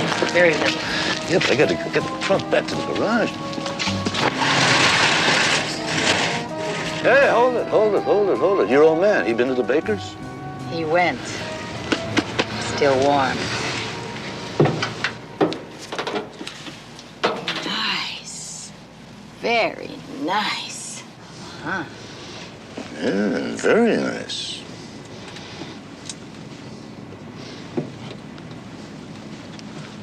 Hey, what are you doing? Well, at these prices, Gus, I think I better check some of the pelt numbers. Just see what kind of merchandise you've got. Hey, you know, Frosty, I've been thinking about us a lot. What about us a lot? Mexico.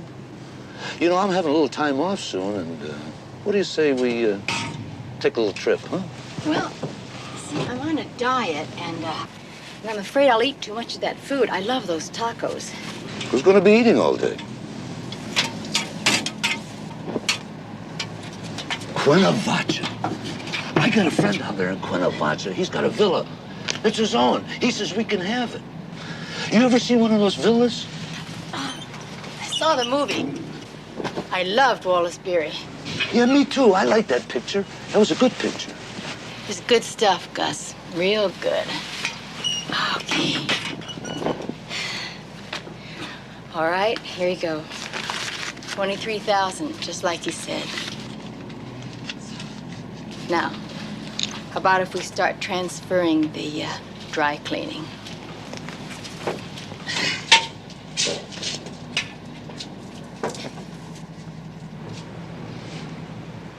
There's 35 coats in there. So? Well, you ain't gonna get them all in that little job over there. I know, Gus, I know. That's why I've got some help. Nothing to worry about. They're all kin to my old man. They're right over there. You want to call them? Call them over, Gus.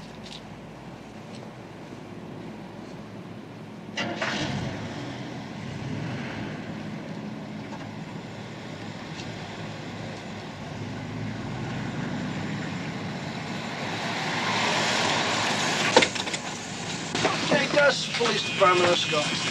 Sorry about Cuernavaca, Gus. Well, I don't think it would be going too far down a dead-end street. All right, which one of you guys want to chase him?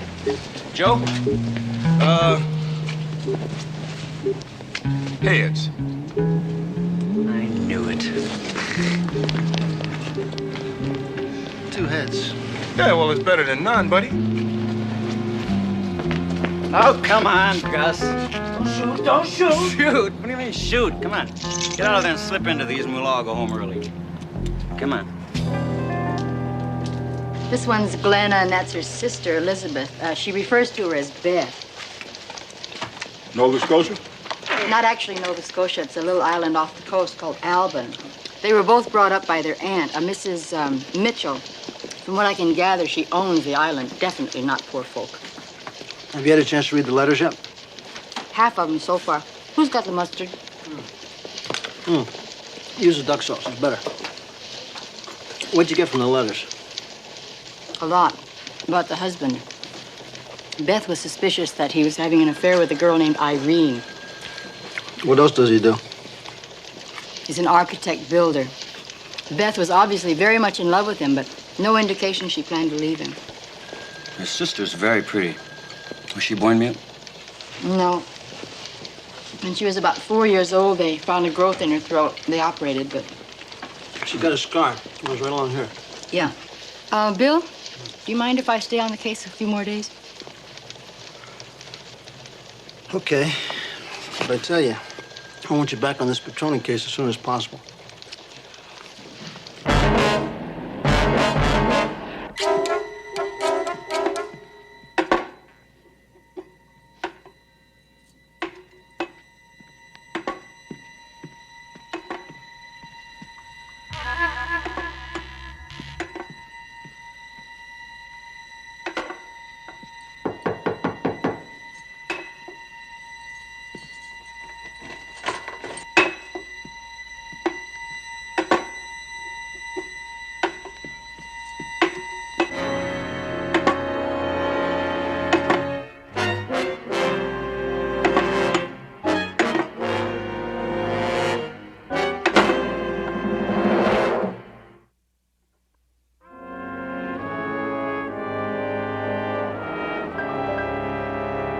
No, I was not at any hotel last night. Mr. Lord informed me that he was home last night, asleep. Alone? Yes, alone. This Irene Wilson. This Irene Wilson happens to be my secretarial assistant and not, as you seem to be implying, my mistress. Oh, I see. Your secretarial assistant. That's right. Well, where was your secretarial assistant last night? Away on business in San Francisco. Sergeant, have you considered the very likely possibility that it was a burglar or some sex freak who attacked my client's sister-in-law? Yes, we have. But when we picked her up at the hospital this morning, she said she hadn't been robbed or sexually assaulted. Yeah, so it had to be me, huh? Right? She said she saw me. No, she said that the room was dark and she only saw a shadow. Mine, of course. I mean, my wife is missing and I know exactly where she is, but I don't want anybody else to know. Isn't that what you're trying to say? Look, I did not see Glenna last night. I did not touch her. I do not know where she was staying. Would you swear to that? Absolutely. Okay. I wish somebody would tell me what the hell is going on around here. Julian, Yeah, is your Pep, you wanna attorney. bring him in, I please? don't need an attorney to tell me what the truth is. It'll be my word against their idiotic speculations. Damnedest thing I ever saw in my life. Come in. Excuse me. Hi. This is Charlie Tedesco, Mr. Lord. He drives a cab for the city cab company. Do you recognize him? Mr. Tedesco, do you recognize this man? Yeah, I do, Sergeant. Came to the garage last night about 8 o'clock to see me. You sure? Yeah. Okay, thanks. That it? That's it. Thanks very much. Okay. You want to explain that, Mr. Lord? What is this, some plot hatched up by my pathetic wife and her equally pathetic sister? Glenna Burns is a mute. She's different from us in only one way, Mr. Lord. She can't speak. That does not make her pathetic. You want to explain about the cab driver? When Glenna left yesterday, I made a note of the license plate and the cab company. I called the garage. I found out about Mr. Tedesco. We met. And you paid him $50. That's right. Why? I wanted to know where she went. Glenna showed up at my house yesterday suddenly out of nowhere. We talked. When she left, I had the feeling she suspected me of something, was going to the police, and I wanted to talk to her before she did. Why? Because whatever happened between me and my wife is our own personal problem. Now, can't you people understand that? Mr. Lord, is it true that you're under investigation right now by the Securities and Exchange Commission? Oh, come on, will you? All right, I'll explain that. My client and 3 partners formed a corporation. Each of them was going to put up $3 million to develop a new retirement community. Now, because of circumstances, my client couldn't produce a share of the money, but this doesn't mean he won't. Yeah, these circumstances, do they have anything to do with the money that your wife was going to give you, only she didn't?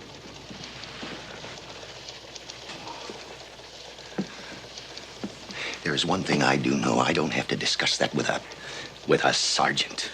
Now, Crowley, you have nothing on which to hold my client. You know that. And you know that this is only an investigation, a search for the truth, which... Oh, a search for the truth. Is that a joke? What do you blind, stupid public servants know or care I about tell you, the this truth? particular blind, stupid public servant, the one who decides whether or not to book you. You get him the hell out of here. So is this what you people do on a slow day for your kicks? You better get him out of here. Damn cops. I know what's going on here, but it's only going to complicate matters. Couldn't care less, Frank. I'm bored of the way cops But go that's around no way to act. pushing people around, saying what Why they want to incur say. their displeasure? I couldn't care less.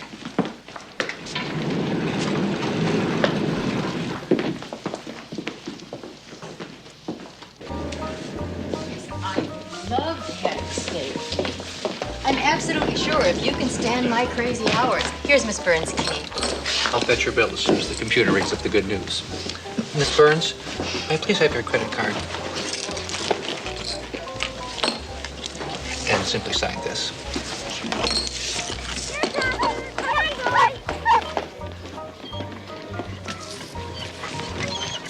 Yeah, boys. Hi, I'm Eric.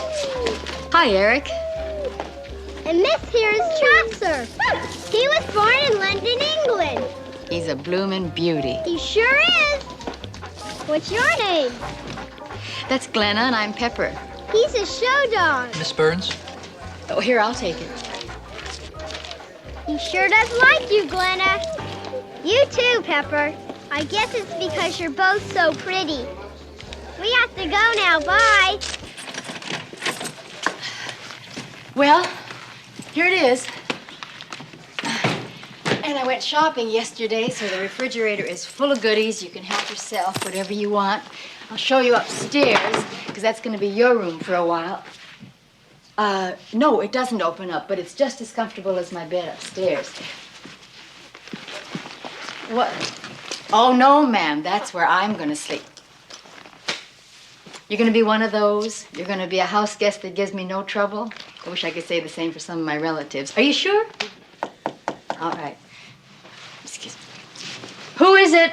It's William. William who? Quit horsing around. Open up, let me in. Is it the William who could have arrived a few minutes earlier to help with the heavy luggage? No, it's the William who okays your petty cash. Oh, hi, Bill. You're all cop, aren't you? Hi, Glenna. How are you? Everything okay? Boy, talk about a day. You got something cold to drink? Yeah, out here. Come on. You want to go out on the terrace? That's better. Every time I come out here, I feel like Jungle Jim. Here, I'll give you that.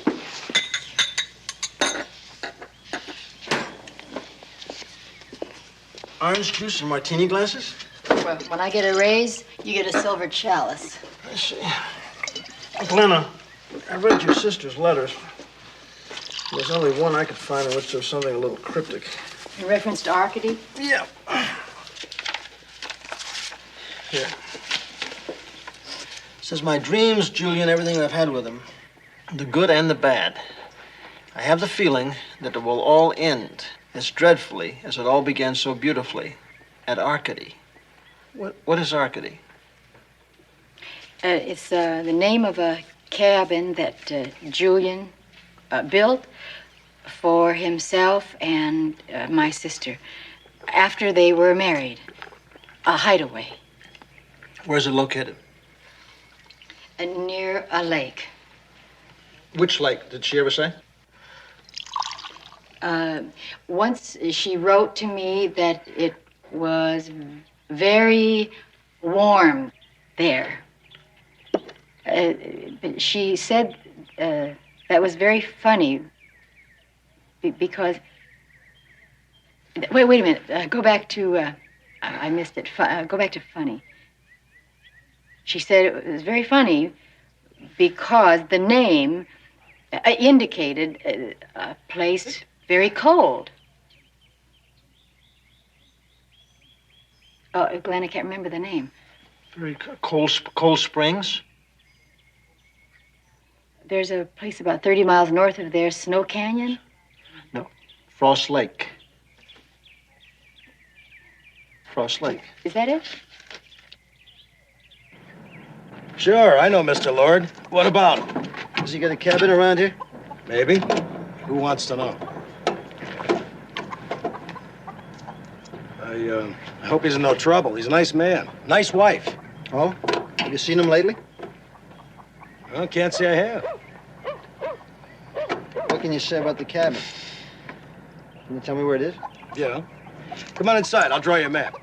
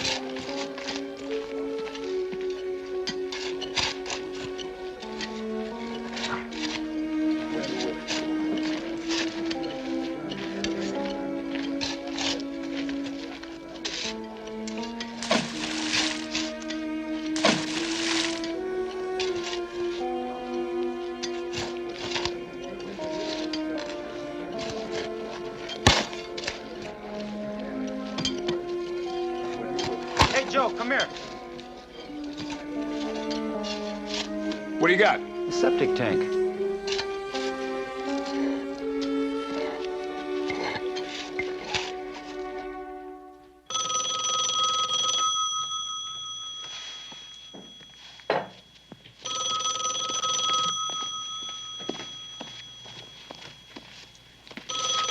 Hello. Yes, Bill. Yes, she's here.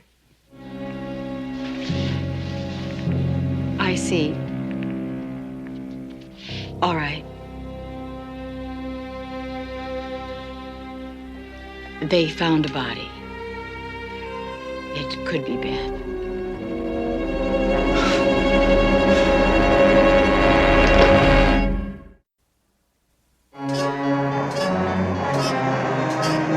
I have the feeling that it will all end as dreadfully as it all began so beautifully. At Arcady, your loving sister Elizabeth. Thank you, Sergeant. Your Honor, I should like to present this letter written by the hand of Elizabeth Lord to the court designated Exhibit A. You may do so, Mr. Hogan. Now, Sergeant Crowley, would you please tell us what happened next? Yes, we learned from Miss Burns that Arcady was the name of a cabin that Mr. Lord had built. We located the cabin, made a search, and found a body. Would you please tell us where you found the body and the condition of that body? Mostly bones. We found them buried in the sump of a tank, a septic tank, not far from the cabin. It's decomposed, but definitely female Caucasian. Is there anything else you can think about in regards to the condition of that body? Yes, sir. What is that, please? It was decapitated. Decapitated? Yes.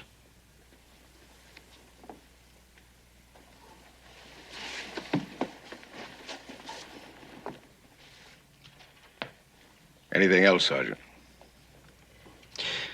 Yes, according to the autopsy report, there's evidence that the decomposition of the body was aided by the use of a powerful acid. I have no further questions, Your Honor. Cross-examination? Sergeant Crowley, as you know, this is a preliminary hearing that my client has not been found guilty of a thing. Is that correct? Yes, it is. He has, however, been accused of the murder of his wife. Now, is there any proof, wherever it is, in that autopsy report that you just referred to, that the deceased was indeed Elizabeth Lord? No, there isn't, but... Just answer yes or no. No.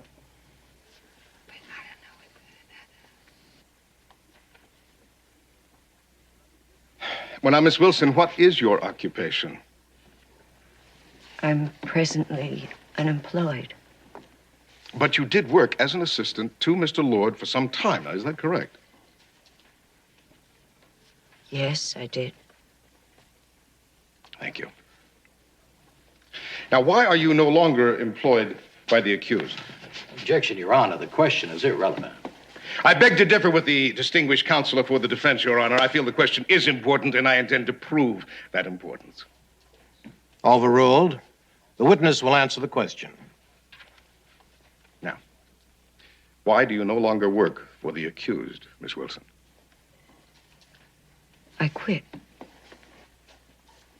Would you mind telling the court why? I wasn't feeling very well. I needed a rest. Miss Wilson, were you ever romantically involved with the accused? Objection. I must insist that this entire line of questioning is totally irrelevant. Overruled. I'm afraid I'll have to overrule you again, Mr. Hall. I repeat the question. Miss Wilson, were you ever involved romantically with the accused? And I remind you, you are still under oath. I was involved with him. Briefly. You were having an affair with the accused. Is that correct?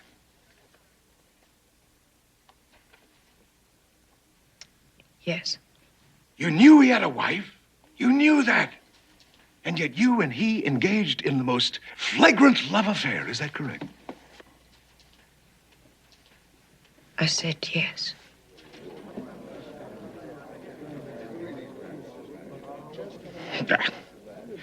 I have no more questions, Your Honor. I guess you could say I was one of Beth's closest friends. When did you meet? Oh, 8 or so years ago. Shortly before she and Julian were married. Mrs. Larkin, Would you tell us some of the things that you got to know about Mrs. Lord during those 8 years? She came from a very wealthy family, supported both herself and Julian after they were married, while he was taking postgraduate studies in architecture, supported him spiritually during some of the hard times until Julian finally made it.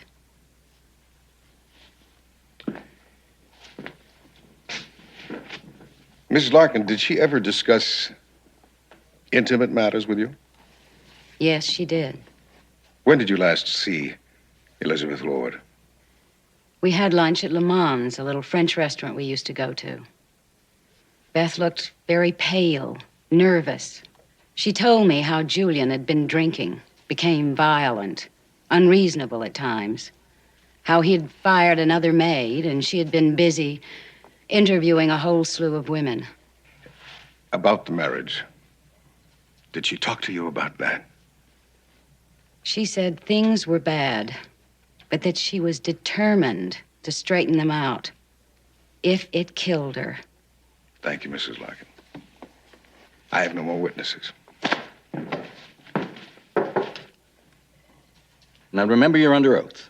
Did you have anything to do with the murder of your wife, Elizabeth Lord? I did not.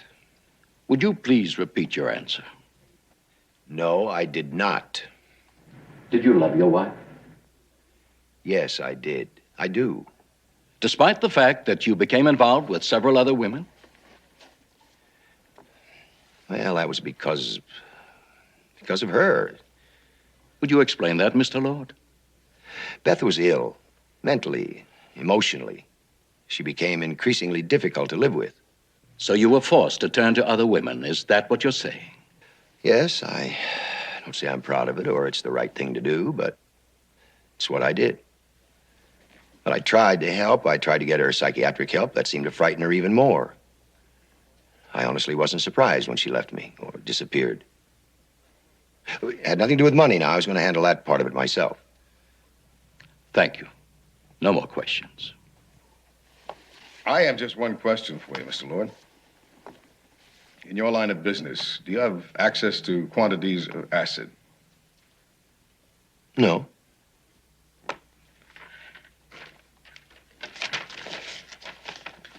Well, now, according to this purchase order, signed by you, dated May 15th of this year, you authorized the purchase of the following items for your company. 6 50-pound drums of sulfuric acid, 20 100-pound bags of lime, and 2 100-pound bags of lye. I run a very large business. It's highly possible that one of my department heads ordered it. That's all. Yeah, but you don't understand. Thank you very much. You've answered the question.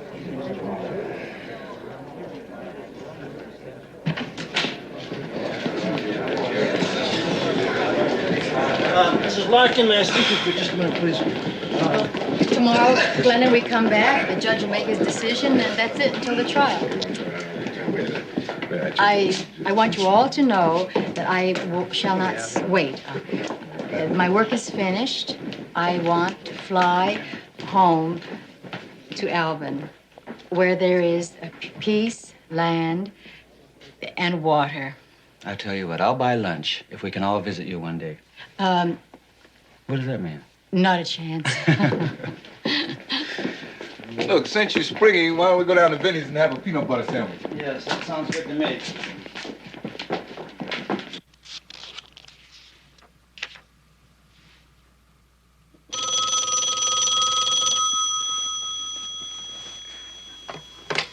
Yeah? Hey, Pep, it's Bill.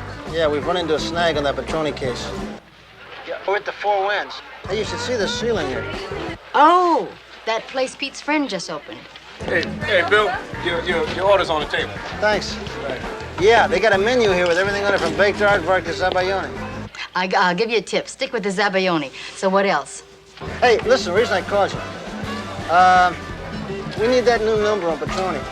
You wrote it down on something, didn't you? Didn't you jot it down? Hold on. Let me see if I got the right purse. And while I'm gone, don't eat any aardvark.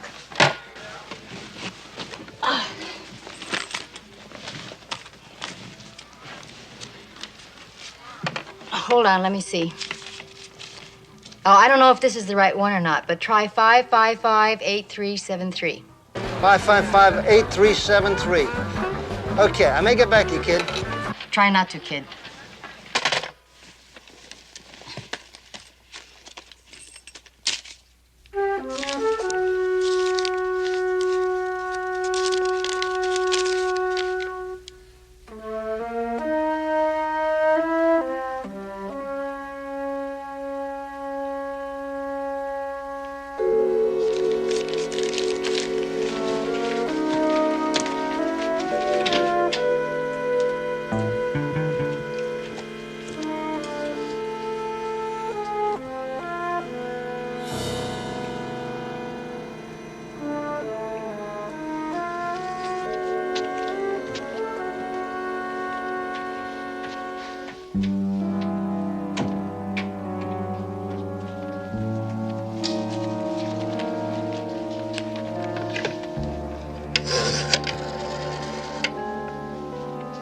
I'd like to make a long-distance call to Albin, Nova Scotia.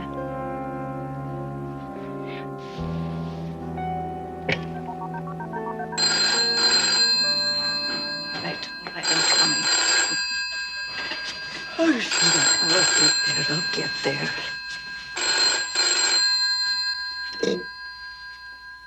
Mitchell residence. Hello, may I speak to Mrs. Mitchell, please? She's not here. Glenna Burns. Is she there? She died last month. Who's calling? Do you have any idea where Beth is? Elizabeth Lord. Mrs. Lord? In California. Well, now, look, if you'd like me to take a message, I can... No, thank you. Well, 4 o'clock in the morning, getting a body up for something like that.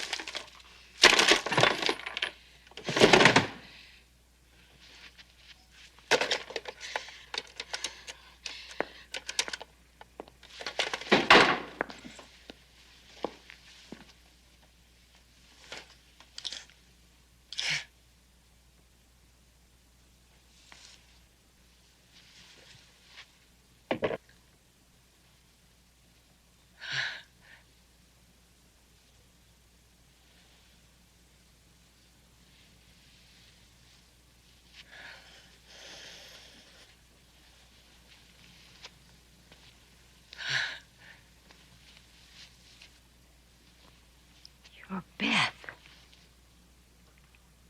Dear God, you're Beth.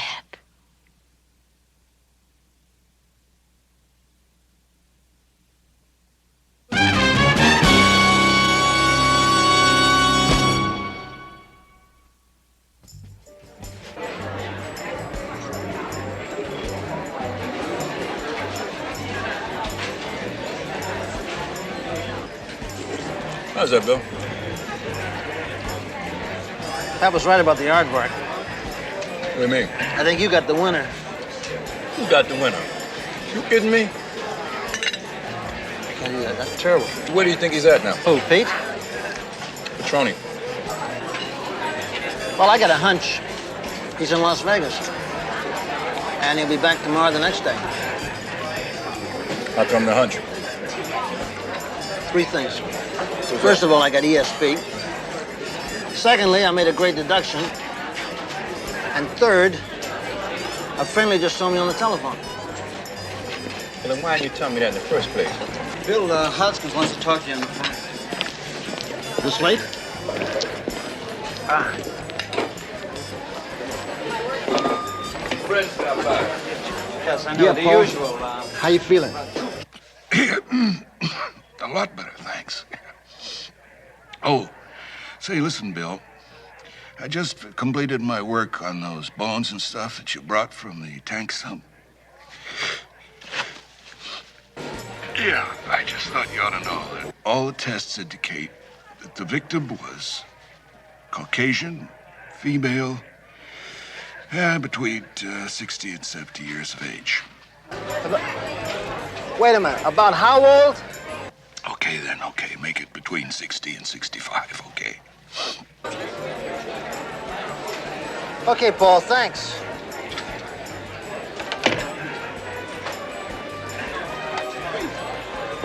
I got some interesting news for you. That body we found at Frost Lake, that lady was 65 years old. 65? Uh-huh. Who could it be? I don't know. I'm sure of one thing. It ain't Julian Lord's wife. The face is completely different. It's so different that...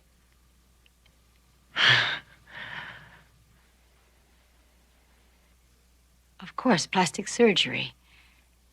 And the eyes, contact lenses, the hair is easy to change. Am I right? Am I right, damn you? And then something special for the neck, something you could apply when you needed it, a scar, like hers, just like your sister's. I'm right, aren't I? What's the matter, William? The aardvark getting to you? No, I tell you what's getting to me. Arcady's getting to me. Man, you talk about irony. Somebody decides they're gonna knock off some old lady. So they go up in the middle of nowhere to some cabin that nobody ever goes to. They dump the bones in a cesspool tank. And they cover them up. Now, what is the percentage of anybody ever digging that up? Of those bones ever being found? Huh? I mean, ironic. It hadn't been for Glenna.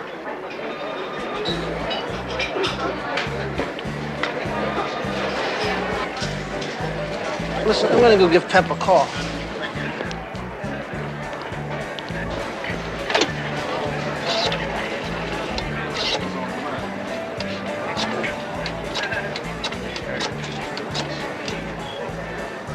But then you had to go through that first major test and see Julian. Would he recognize you? He didn't, did he? And so you came to me. Yeah, operator. I have an emergency call, please, for 904-2133. Yeah, I'm getting busy. Bill Crowley. The letters. I read them. All about your love for your Julian, but what I didn't read into them was your fear that you were losing him to another woman. So you decided to get even. To get him. Didn't you? So you called him that night to see if he was home. And he was. And you stabbed yourself. A few days later, after we found that body, you knew your plan had worked. Operator, would you check it again, please? There's no way it could be off the hook. Yeah. Operator, I'm telling you, she would never leave the phone off the hook. Pete, Joe?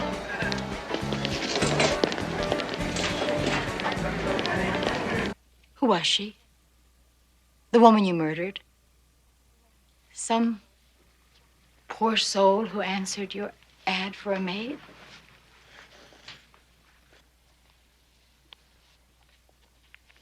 It's not important. We'll find out.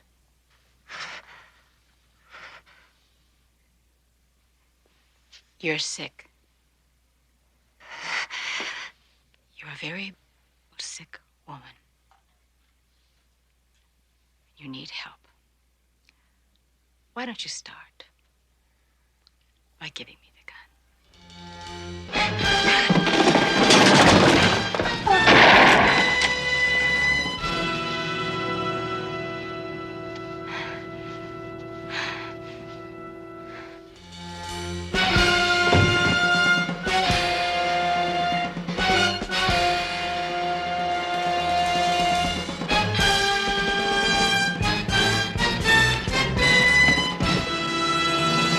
I want an ambulance sent to 102 Crestview and make it quick. You hear? Quick. There you go. My gun. Yeah. She shot me. She's not. She's not what? She's not Glenna. Hey, Bill, Pep's car's missing. Give me that blanket, will you? How come it never hurts when John Wayne gets shot?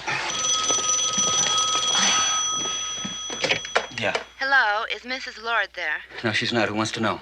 This is Transcontinental Airlines. We wanted to know that her flight to Toronto will be delayed at least 45 minutes.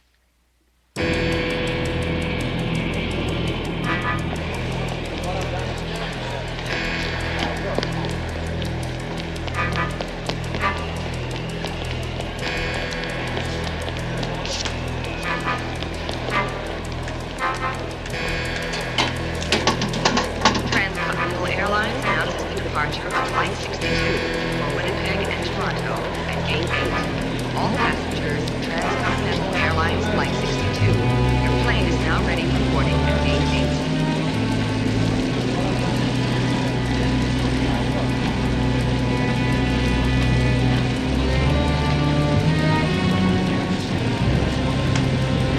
Flight 51, Baja Airlines, is now arriving at Gate 16. Baja Airlines, Flight 51, now arriving at Gate 16. Hey, Joe!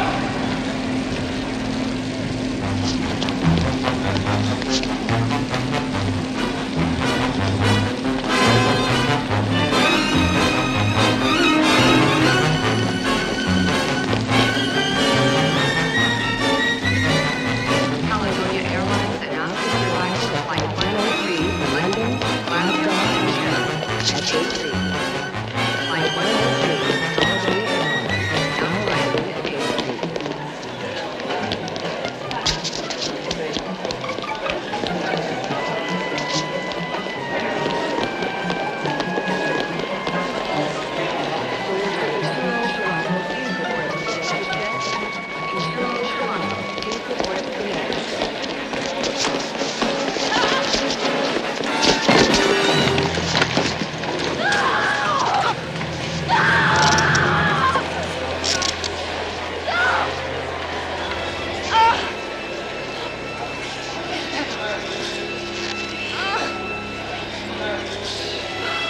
Fake.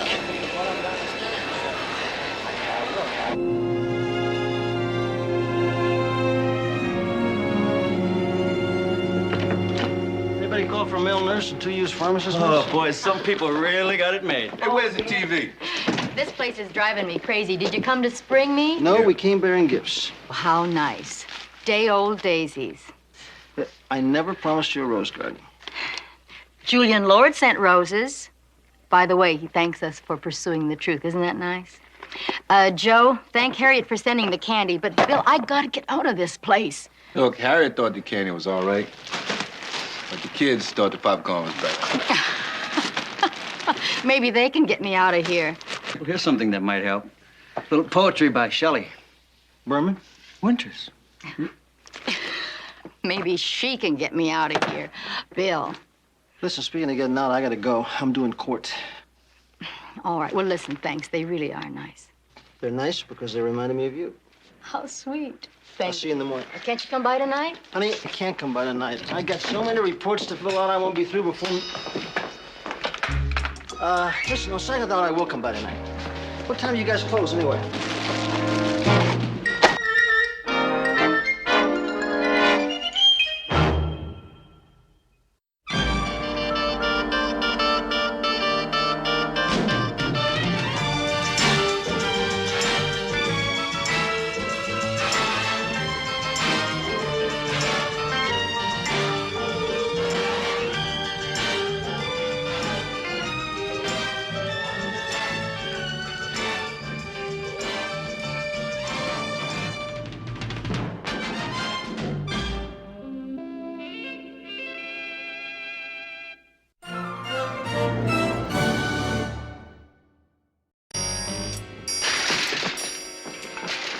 Okay, Barker, stop.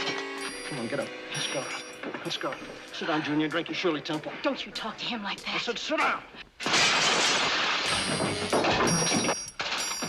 You better start coming up with a story we can believe. Look, I didn't kill those two guys. Your husband's been shot. He's dead. Why don't you just tell me that you were just doing your job? Some job.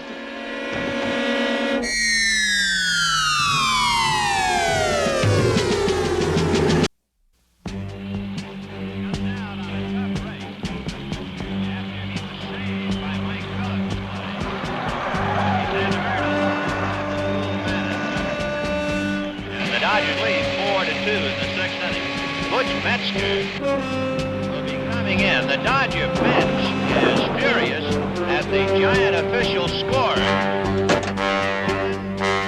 Several of the other Dodgers went out and looked up at the press box to say, how in the world can you penalize Say? Davy Lopes, we can see, looking up. Gail Hopkins is out of the dugout.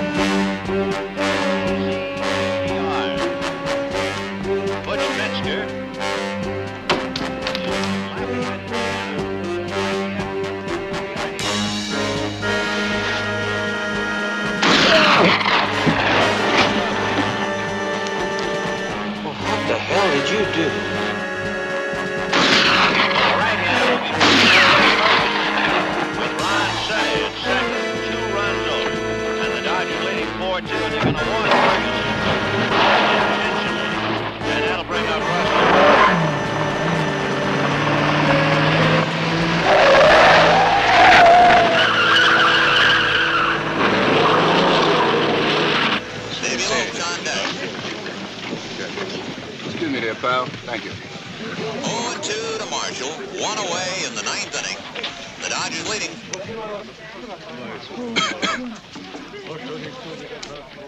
What do you got, Joe? 2 dead. 1 here, 1 on the other side. Who is he, Joe? Henry Caffey. He's doing on the shift that's working now. Lady, you could look at that. My wife turns green if she sees a fever blister. He's the guy who found this body, and the responding officers found the other one. I was reporting into work, see? I thought Henry was looking under the seat for something. Well, like I told the officer, I didn't see anybody or anything. You know what I mean? I'm sorry. That's the I'm consensus sorry. so far. Nobody saw anything that we could use. I'll tell you what I got. I got 3 shells. 2 over there and 1 around the other side. 303 Enfield. That's great. They're about as common as an empty beer can.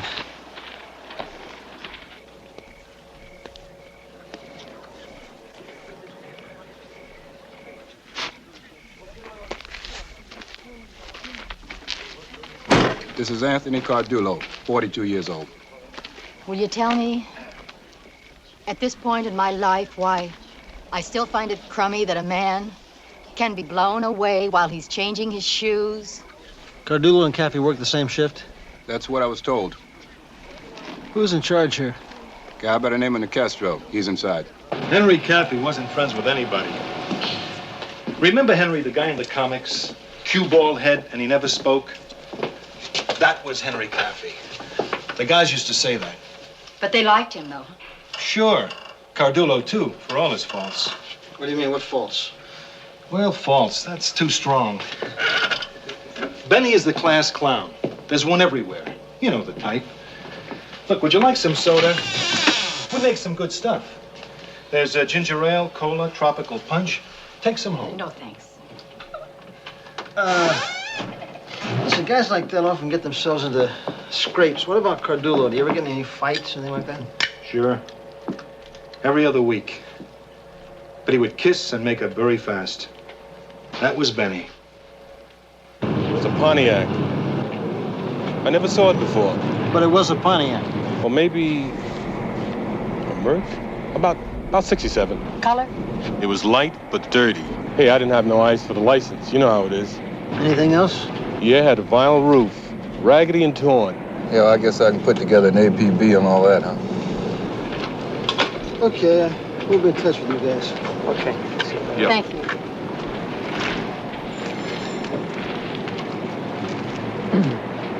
Cardulo had a family out in the valley. I heard, Bill. I heard you. Check out this shop steward, Charlie Gans. Okay.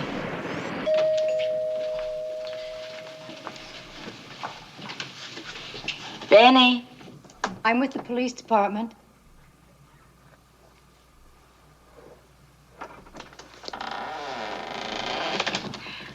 I'm Sergeant Anderson.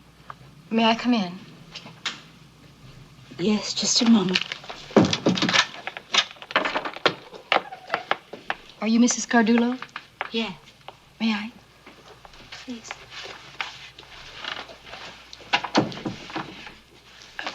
Maybe you'd like to sit down also. I have something to tell you. Your husband's been shot. He's dead. I'm very, very sorry. Who do I call?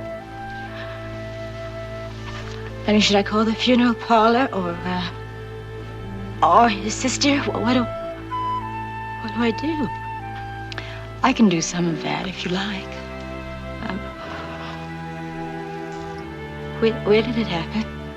At work.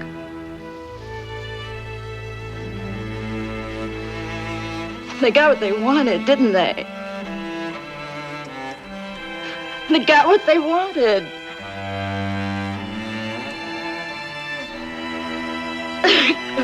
What?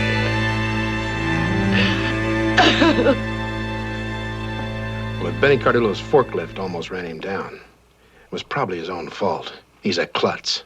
You weren't riding him about the strike that's coming. You weren't teed off because he was talking it down. Teed off? Yeah, sure. Who messed with the brake on the forklift? Who broke his windshield? Who put the smoke bombs in his car? Well, this is the first time hearing of it. Well, now that you're hearing of it. Well, I think it's terrible. Mr. Gans, your term as shop steward's been pretty bumpy.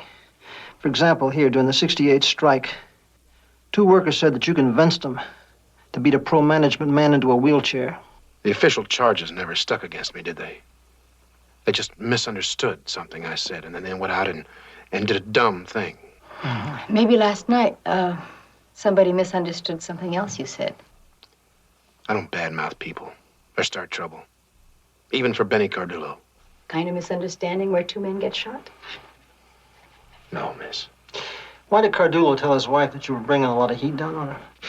Beats me. Look, can I go? We have got a strike vote coming up. No.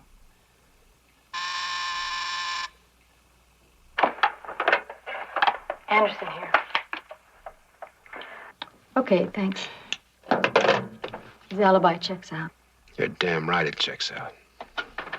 Mr. Gans.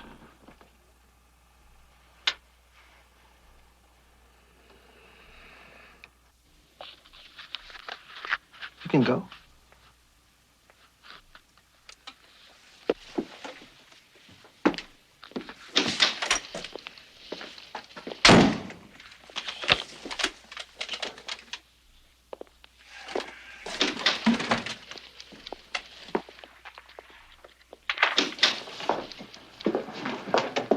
Oh, that guy intimidates everybody. He's the kind of guy that you're wishing on. Okay, George, relax, will you? This is Pepper Anderson, George Nellis. He's chief of security.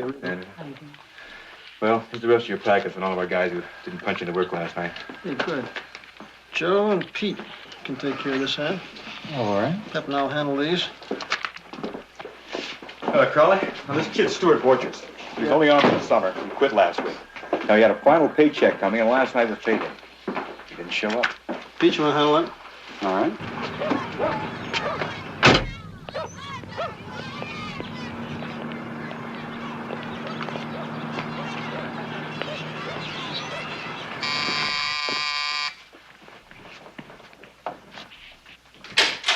Mrs. Borchers? Yes? We're from the police. May we come in? Please do. You found Stuart. What's happened? No, we haven't located him yet, but we're trying to. You have a painter in the family, huh? Stuart. I always wanted to paint. This one here I find very interesting. Really nice. He won a prize for that. High school, his junior year. It's called Cold Wind. I think that's a very good title for a painting, don't you? Absolutely. Miss Borchers, you told the Orange Grove Sheriff Department that your son drives your old car, 1965 Pontiac, light brown, PCE 107 license plate. Oh, Stuart complains so about that car. I tell him I'm not Princess Grace. Well, is there anything about the car that might stand out? You know, like maybe a busted windshield or headlight? No, no. Well, to tell you the truth, I don't pay much attention to that sort of thing. It's perfectly satisfactory transportation for a boy of 18. Better than I had at that age. Would you like some coffee? Mort may have forgotten to punch his card, but he went to work. How do you know that, Mrs. Barker? Because he had his lunchbox. Had his work clothes on. Then this morning he talked about the job. He said he pulled his back out last night. Yeah, well, did he tell you that 2 men have been shot to death? No. No, he didn't.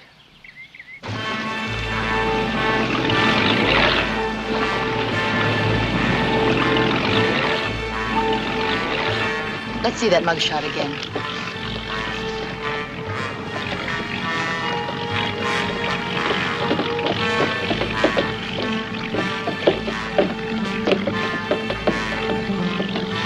That girl with the glasses.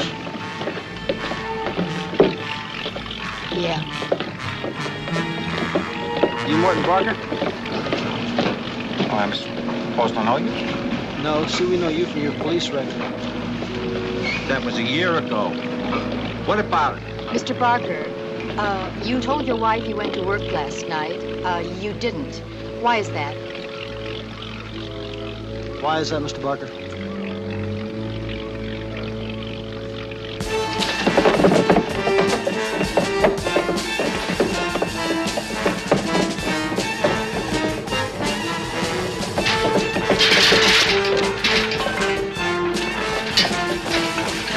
Okay, Barker, drop it right now. Drop it.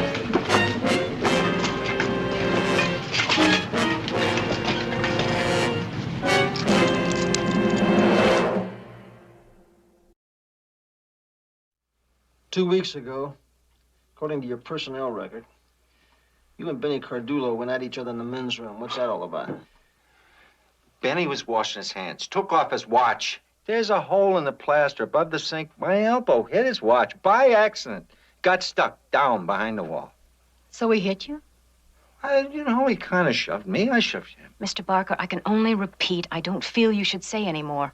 Look, I want to get this all over with. I want to go home.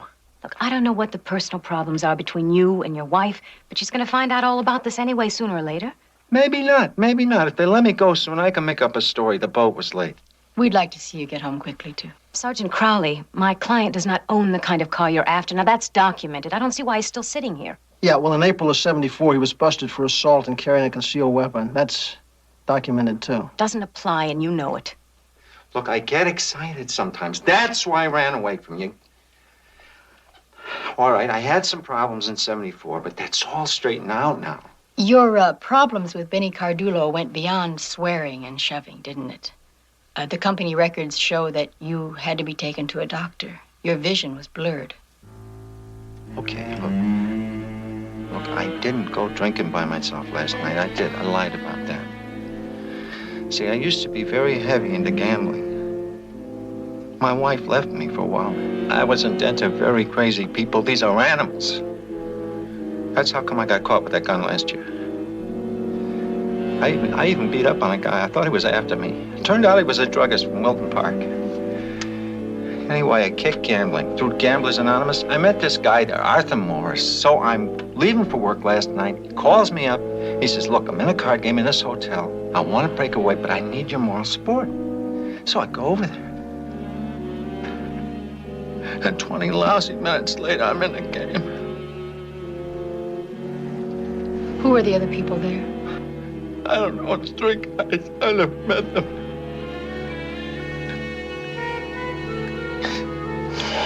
Okay. We'll have to check all that out. But I'm afraid you're gonna have to stay here in the meantime, Mr. Barker. Yeah, that's all gonna come out. And Louise is gonna leave me.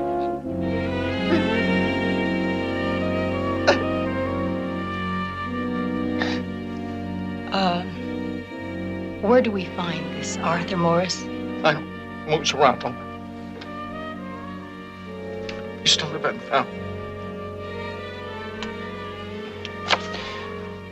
Mr. Barker, did Charlie Gans, your shop steward, suggest that you knock Cardulo's watch behind the sink because Cardulo was anti-strike? Look, I told you it was an accident! Can I see outside, man?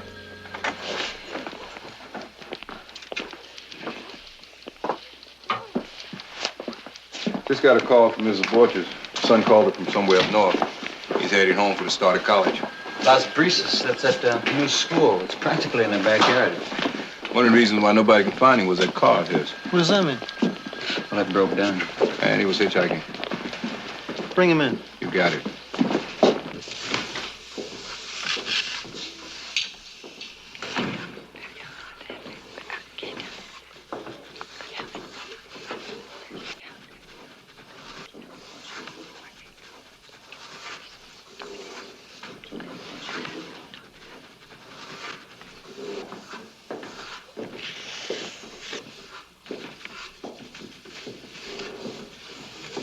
Borges, can I see you outside, man? What for? I'll tell you outside.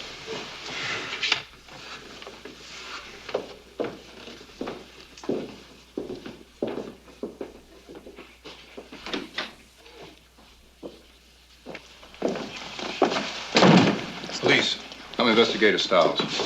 I'm gonna have to ask you to come downtown with me. Well, school's only in session 2 days and the first bust is going You have down. the right to remain silent.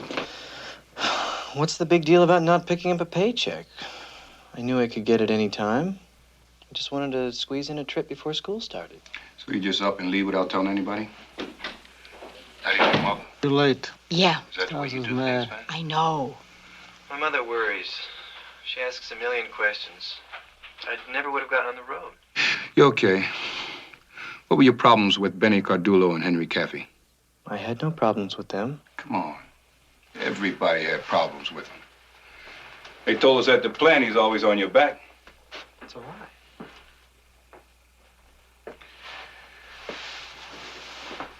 Look, son, I don't usually advise a person one way or the other, you understand? It's not my job. Are you sure you don't want an attorney? What for? I mean, that just wasn't my car that night. What else could a lawyer tell me to say? From what I've seen in books and movies, you seem pretty professional to me. I don't think any of my rights have been abridged. Yeah, all right, well, how did things go for you over at Value? I mean, like the job. It was okay. Like soda, it's okay. I often find my life suits me quite admirably. That's a quote from Le Vent Froid. That's French for the cold wind, by Marcel Baudelaire. Did you ever read it? No.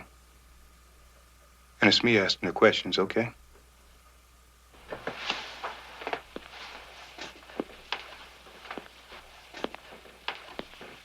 Now, those 2 men were shot with a British Enfield. Do you have a British Enfield? That's a rifle, right? It's a rifle, right? No, I haven't fired a rifle since YMCA camp. 22s. Let me tell you something. Your car fits the description like a glove, you understand? Now, we're going to continue to ask all the gun shops who bought a British Enfield. And sooner or later, we're going to find out who bought it. You understand that? Wasn't I?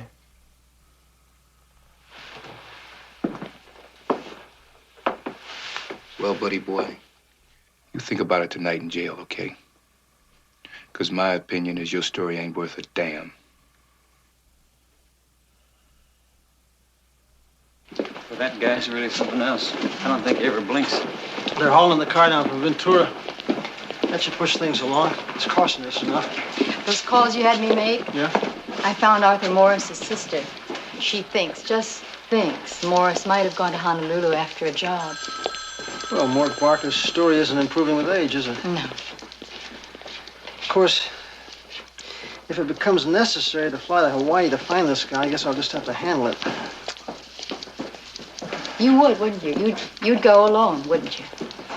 Well, your life right here often suits you admirably, don't you find?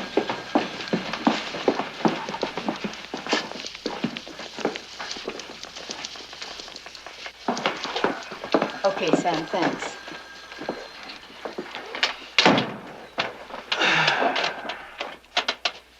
Well, you want to wing another story for us? We get paid to listen. What do you mean? I told you the whole truth. Didn't you find Arthur Morris? What's the problem? Yeah, well, I tell you what we did do. We burned up a lot of shoe leather and a lot of the city's gasoline. And we're getting tired of it. Did you check the places where he works? Mm-hmm. We did all that. He's not around. In fact, he hasn't been around for a long time, and I think you knew that. No. No. We can play the piano sometimes, you know, in bars, lounges. You told us that. Now, which of the 2,000 bars in the city would you suggest we start with? Look, how much does my wife know? Who's been talking to my wife? Does she know about me playing cards? I think you better stick to the point.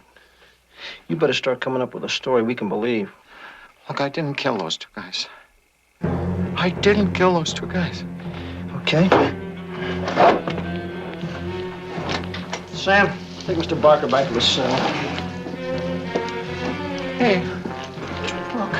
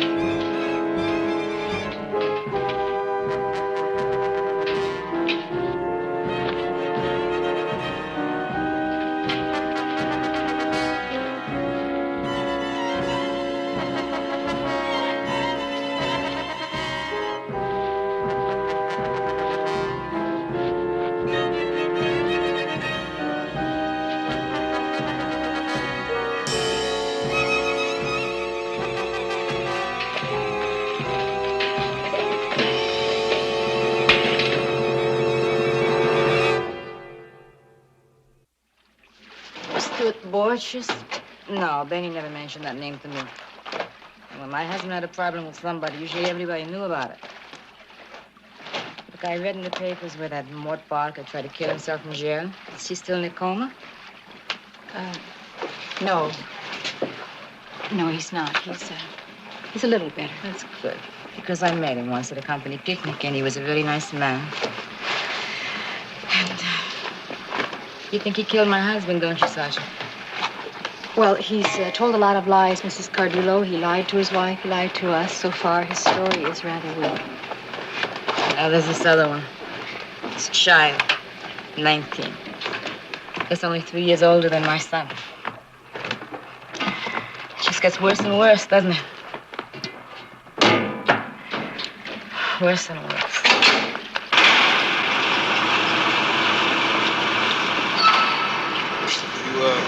Father, this is the car? Yeah, I'd have to say this is probably the car I saw in the lot. Did you park your car at Valiant Beverage the night of September 4th? No. Are you still in school? Yes? Did you ever own a .303 caliber British Enfield rifle? No. Is your car a Pontiac? Yes? Did you kill Benjamin Cardullo? No. Is your first name Stewart? Yes? Did you kill Henry Caffey? I keep telling everybody I didn't kill anybody. Just answer yes or no. No. Are you under 21? Yes? Did you dislike Cardullo? No. Did you dislike Caffey?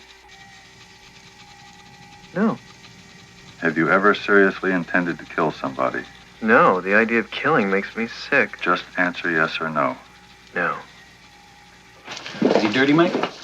Yeah, sure, in some areas, but I can't say with any certainty that he's the one. Yeah, well, Mike, this isn't my first polygraph or my first killer. But I say, somehow or other, this flake is in it right up to his eyebrows. Well, call him as you see him, Crowley. I don't know. No motive, none. No physical evidence, just an eyewitness and to a car yet. That sounds familiar. You sound like the same person I spoke to on the phone from the DA's office. Why, they won't follow it? Hell no.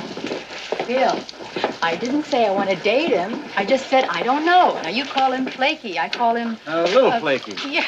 And Needle did the Watusi when he said the killer makes him sick. Said he's going to be out of jail in an hour. We'll just give him a week or two to think that maybe the fires have gone out. And if Barker doesn't pop, Pep, I think we'll send you in with this kid. Sure. Know what our boy said to me about jail? It's not bad. But you get used to anything after a while, even living in a tree. It's another goodie from his favorite writer. Marcel Baudelaire.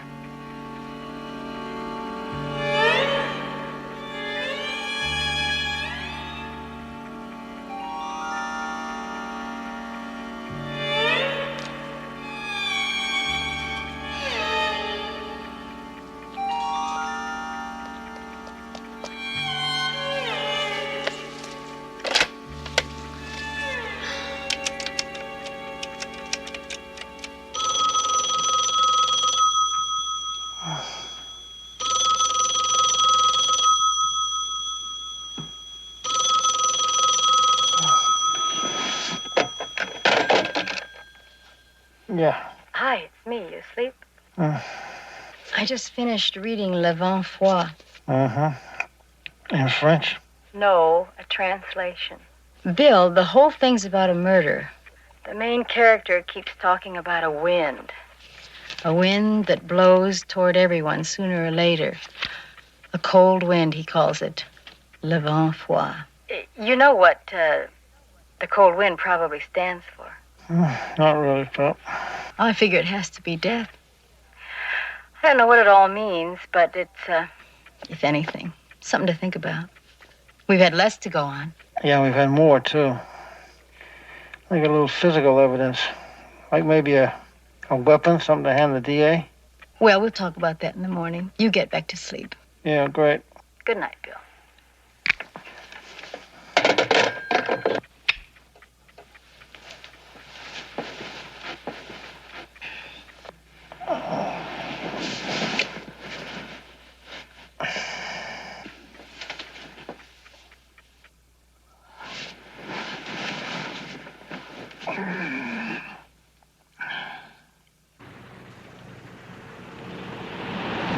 Going up into the hills?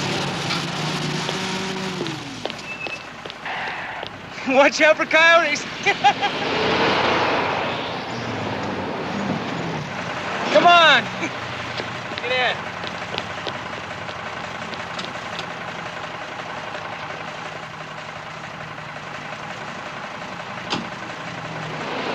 Where you going?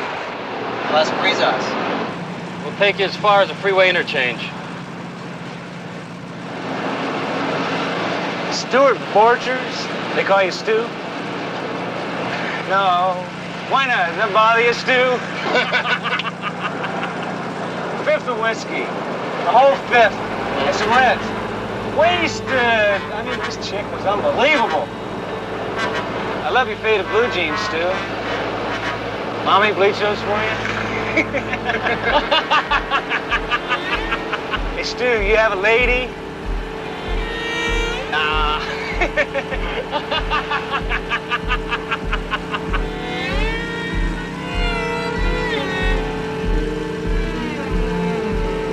Say, do you guys know where Saddlebeak Canyon is?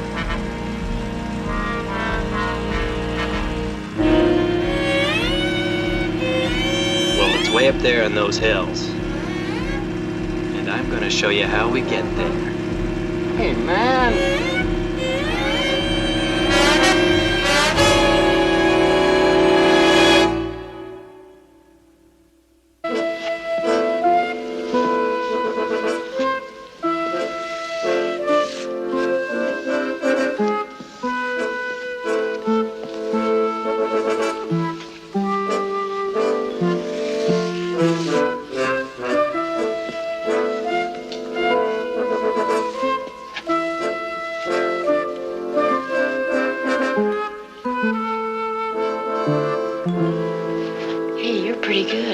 I've done a lot better.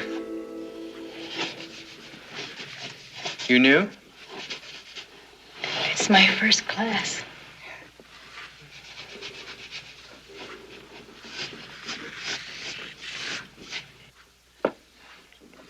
When's the last time you did any drawing? Well, my last class was in high school, but sometimes I get out the old easel on layovers. Layovers? Oh, I'm an airline stewardess. Oh. Well, you really are good. I like it. Stuart, is that you? Hi, Stuart. Hi. What's your name? Tessa.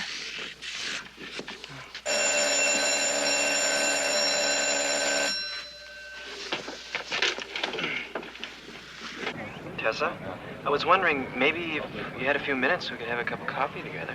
Well, why not? I'd love that. There's a place I know just across campus.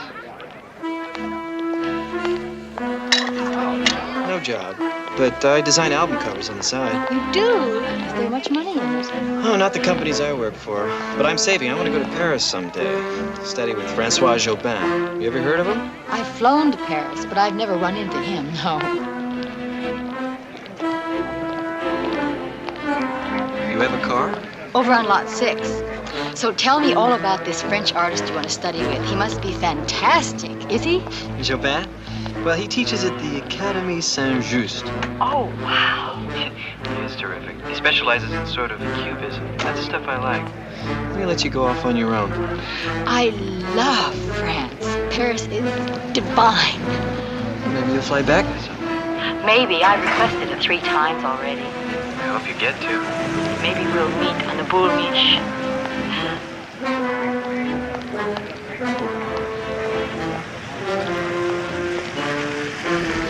This place is such a dump. It's for kids. The only place around them. You know, I've always had this fantasy that, that an experienced woman would sort of take me under her wing. Only angels have wings. Ever heard that?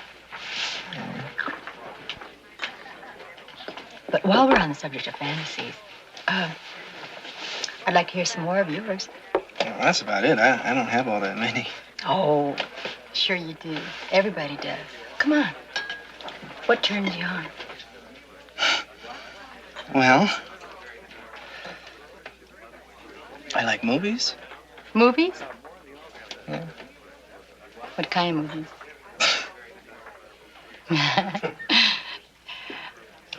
I'm talking about real life.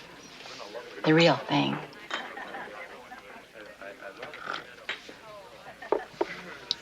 You don't talk much about yourself. It's a real chatterbox, isn't he? Dog, 3 days of this mess and the car seat seem to be stamped on my butt. I was gonna say something about that. Yeah. Do you like movies? Would you want to go? Tonight? Well, tonight's kind of bad for me. Anyway, well, I don't get that much out of movies these days anyway. Too much death and violence, don't you think? Who am I kidding? Of course I like movies, like everybody else. But, well, I had this boyfriend. Bill was his name. And he's so jealous. Still, he follows me around, hassles me. He even hit me. I just want to kill him. Kill him when he does that. Want another cup of coffee? It's pretty awful, isn't it? Yeah. No.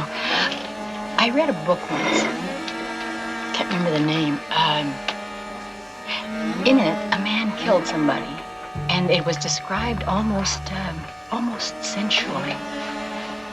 Like how? Oh, the way, the feel of his gun and just the way everything inside him exploded every time he pulled the trigger again and again. It was really powerful stuff. I wish I could remember it. My mind's a blank. It was set in the south of France or Corsica. Le Bon Froid, The Cold Wind. Marcel Baudelaire? That's it. Right, that's a classic, and I blank out. I read that. It's good. You read it too? French, as a matter of fact. Did you understand it in French? Mm-hmm. Wow. Isn't that a coincidence? That thing with your boyfriend. Maybe you should get a gun, Tessa.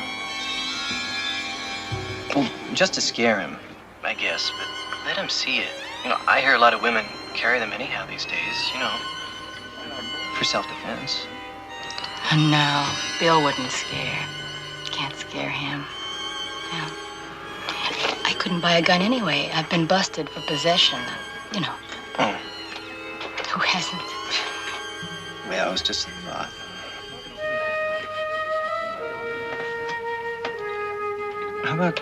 How about dinner tomorrow night?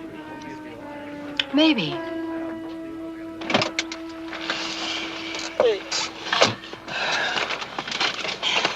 Interesting. Uh-huh. But I can't tell where it's going, can you? Sure lives inside a bubble. He's hard to get at. I'm trying to push him along and break through, but... Well, I'm open to suggestions. Good. Because, it's not all that difficult to like him. I have to keep reminding myself of those two bodies, and, that's not good. Not good at all. You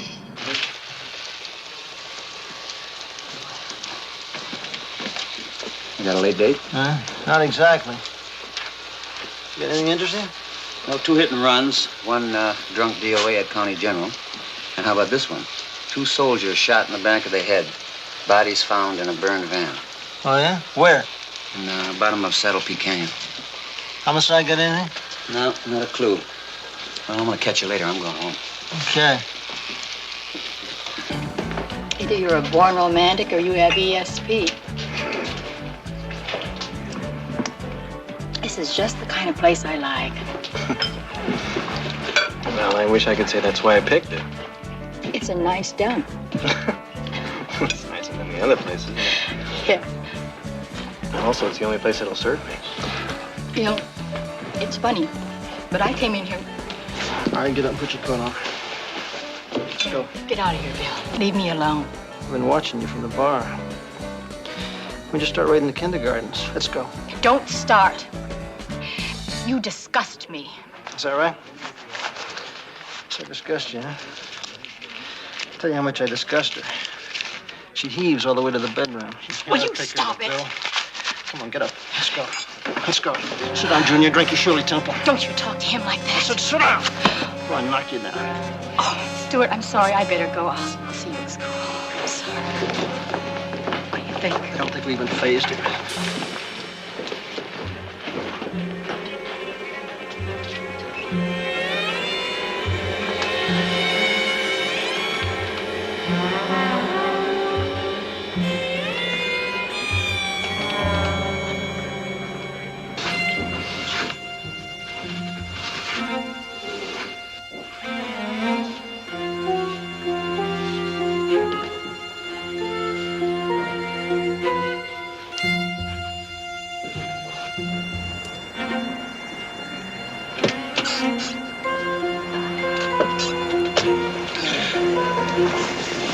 No show. I think he smells something.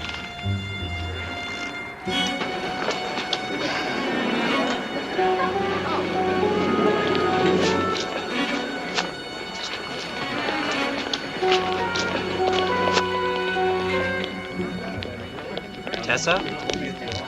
Oh, hi. Hey, I'm sorry about last night. I've been doing some thinking, and I have a surprise for you. Great. What kind of surprise? Surprise, all right? You have your car here? Yeah, it's in lot 3.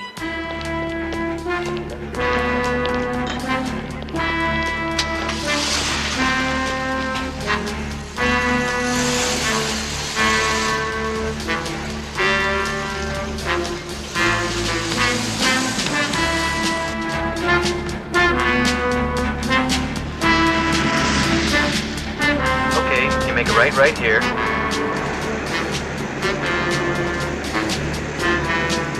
up the street a bit. Up here? Yeah, right past the street, there's a red car up there. Make a left in that driveway.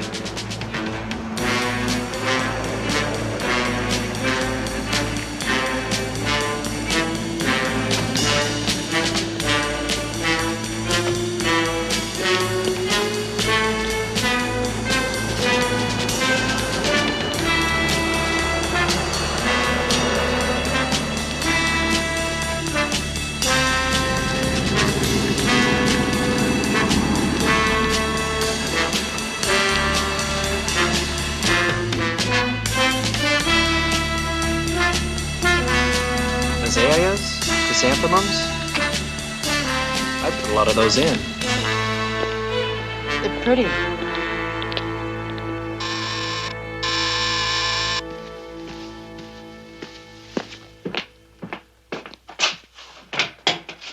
Stuart, hello. Come in. How are you? Hi, Mr. Haley. I'd like you to meet a friend of mine. It's Tessa Baines. How do you do? You know, I was saying only this morning to Mrs. Haley that I wish Stuart Porches were back here taking care of the lawn. Well, college is a full-time job. Mr. Haley, remember last week when I sold you the infield? Yeah? You said you'd rather have traded me the German automatic? This is where he dumped the gun, all right. We'll go in for it after they You're leave. going up on the range, are you? Maybe you guys better go and Show take you the back of the house, just in case. I crossed my heart out on this. Beautiful, isn't it? So you want the Walther PPK, do you?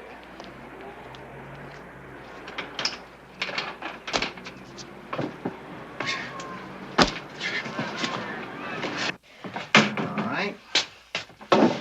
Got it right here. Now, Tessa?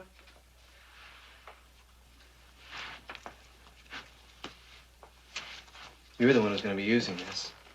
See how it feels. Oh, I don't understand, Stuart. For protection, sir. See, there's a lot of rapes and stuff in our neighborhood, and it's bad down there, right? right.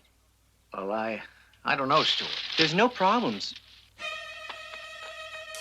Mr. Haley, who's out back? Out back? Yeah, there's men out there. Men. Like cops.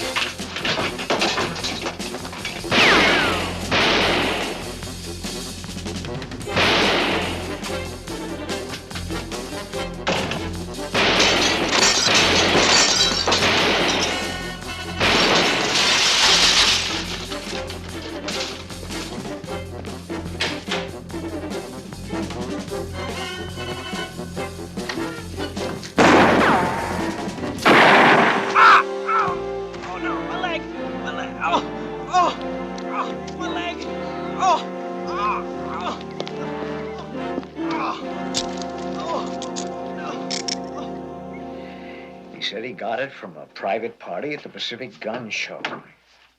I had no idea it'd been used in a murder. The boy's a fine, outstanding student, a good citizen. Look, so what if he was Andy Hardy, huh? You all know better than to deal guns with kids. You ought to be ashamed of yourself.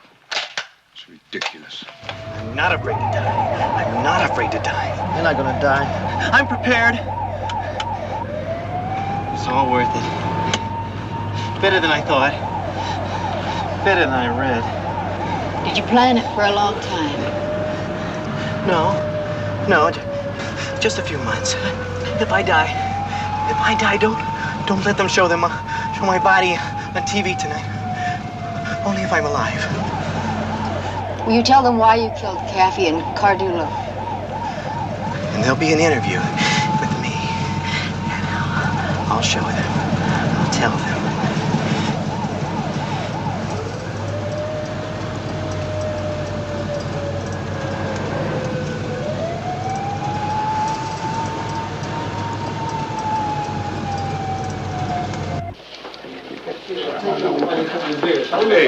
Hey, Bill. Oh, just to make it official, the lab just called and said the Enfield checks as the murder weapon. That was quick. Well, when they know it's for Joe Stiles, they give it that little extra effort. Sure they do. Most people do. Hold it.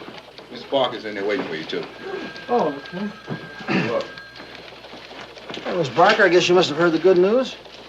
Your husband's in the clear. I just want to say that we're sorry for, the way some of it turned out. I mean, about your husband, as far as he's concerned. Fine.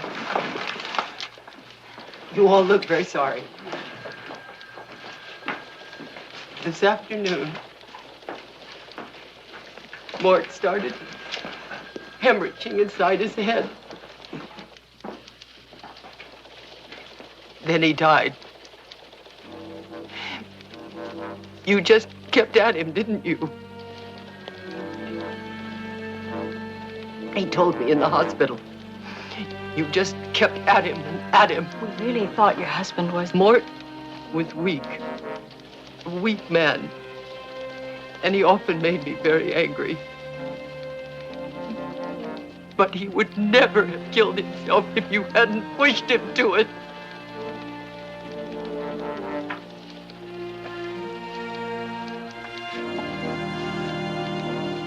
Why don't you just tell me that you were just doing your job? Well, I know that's what you're thinking.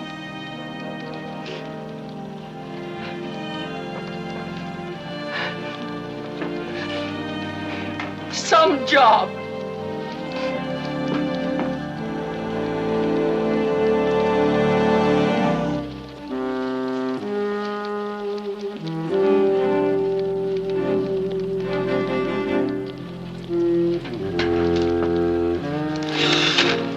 Paperwork to do.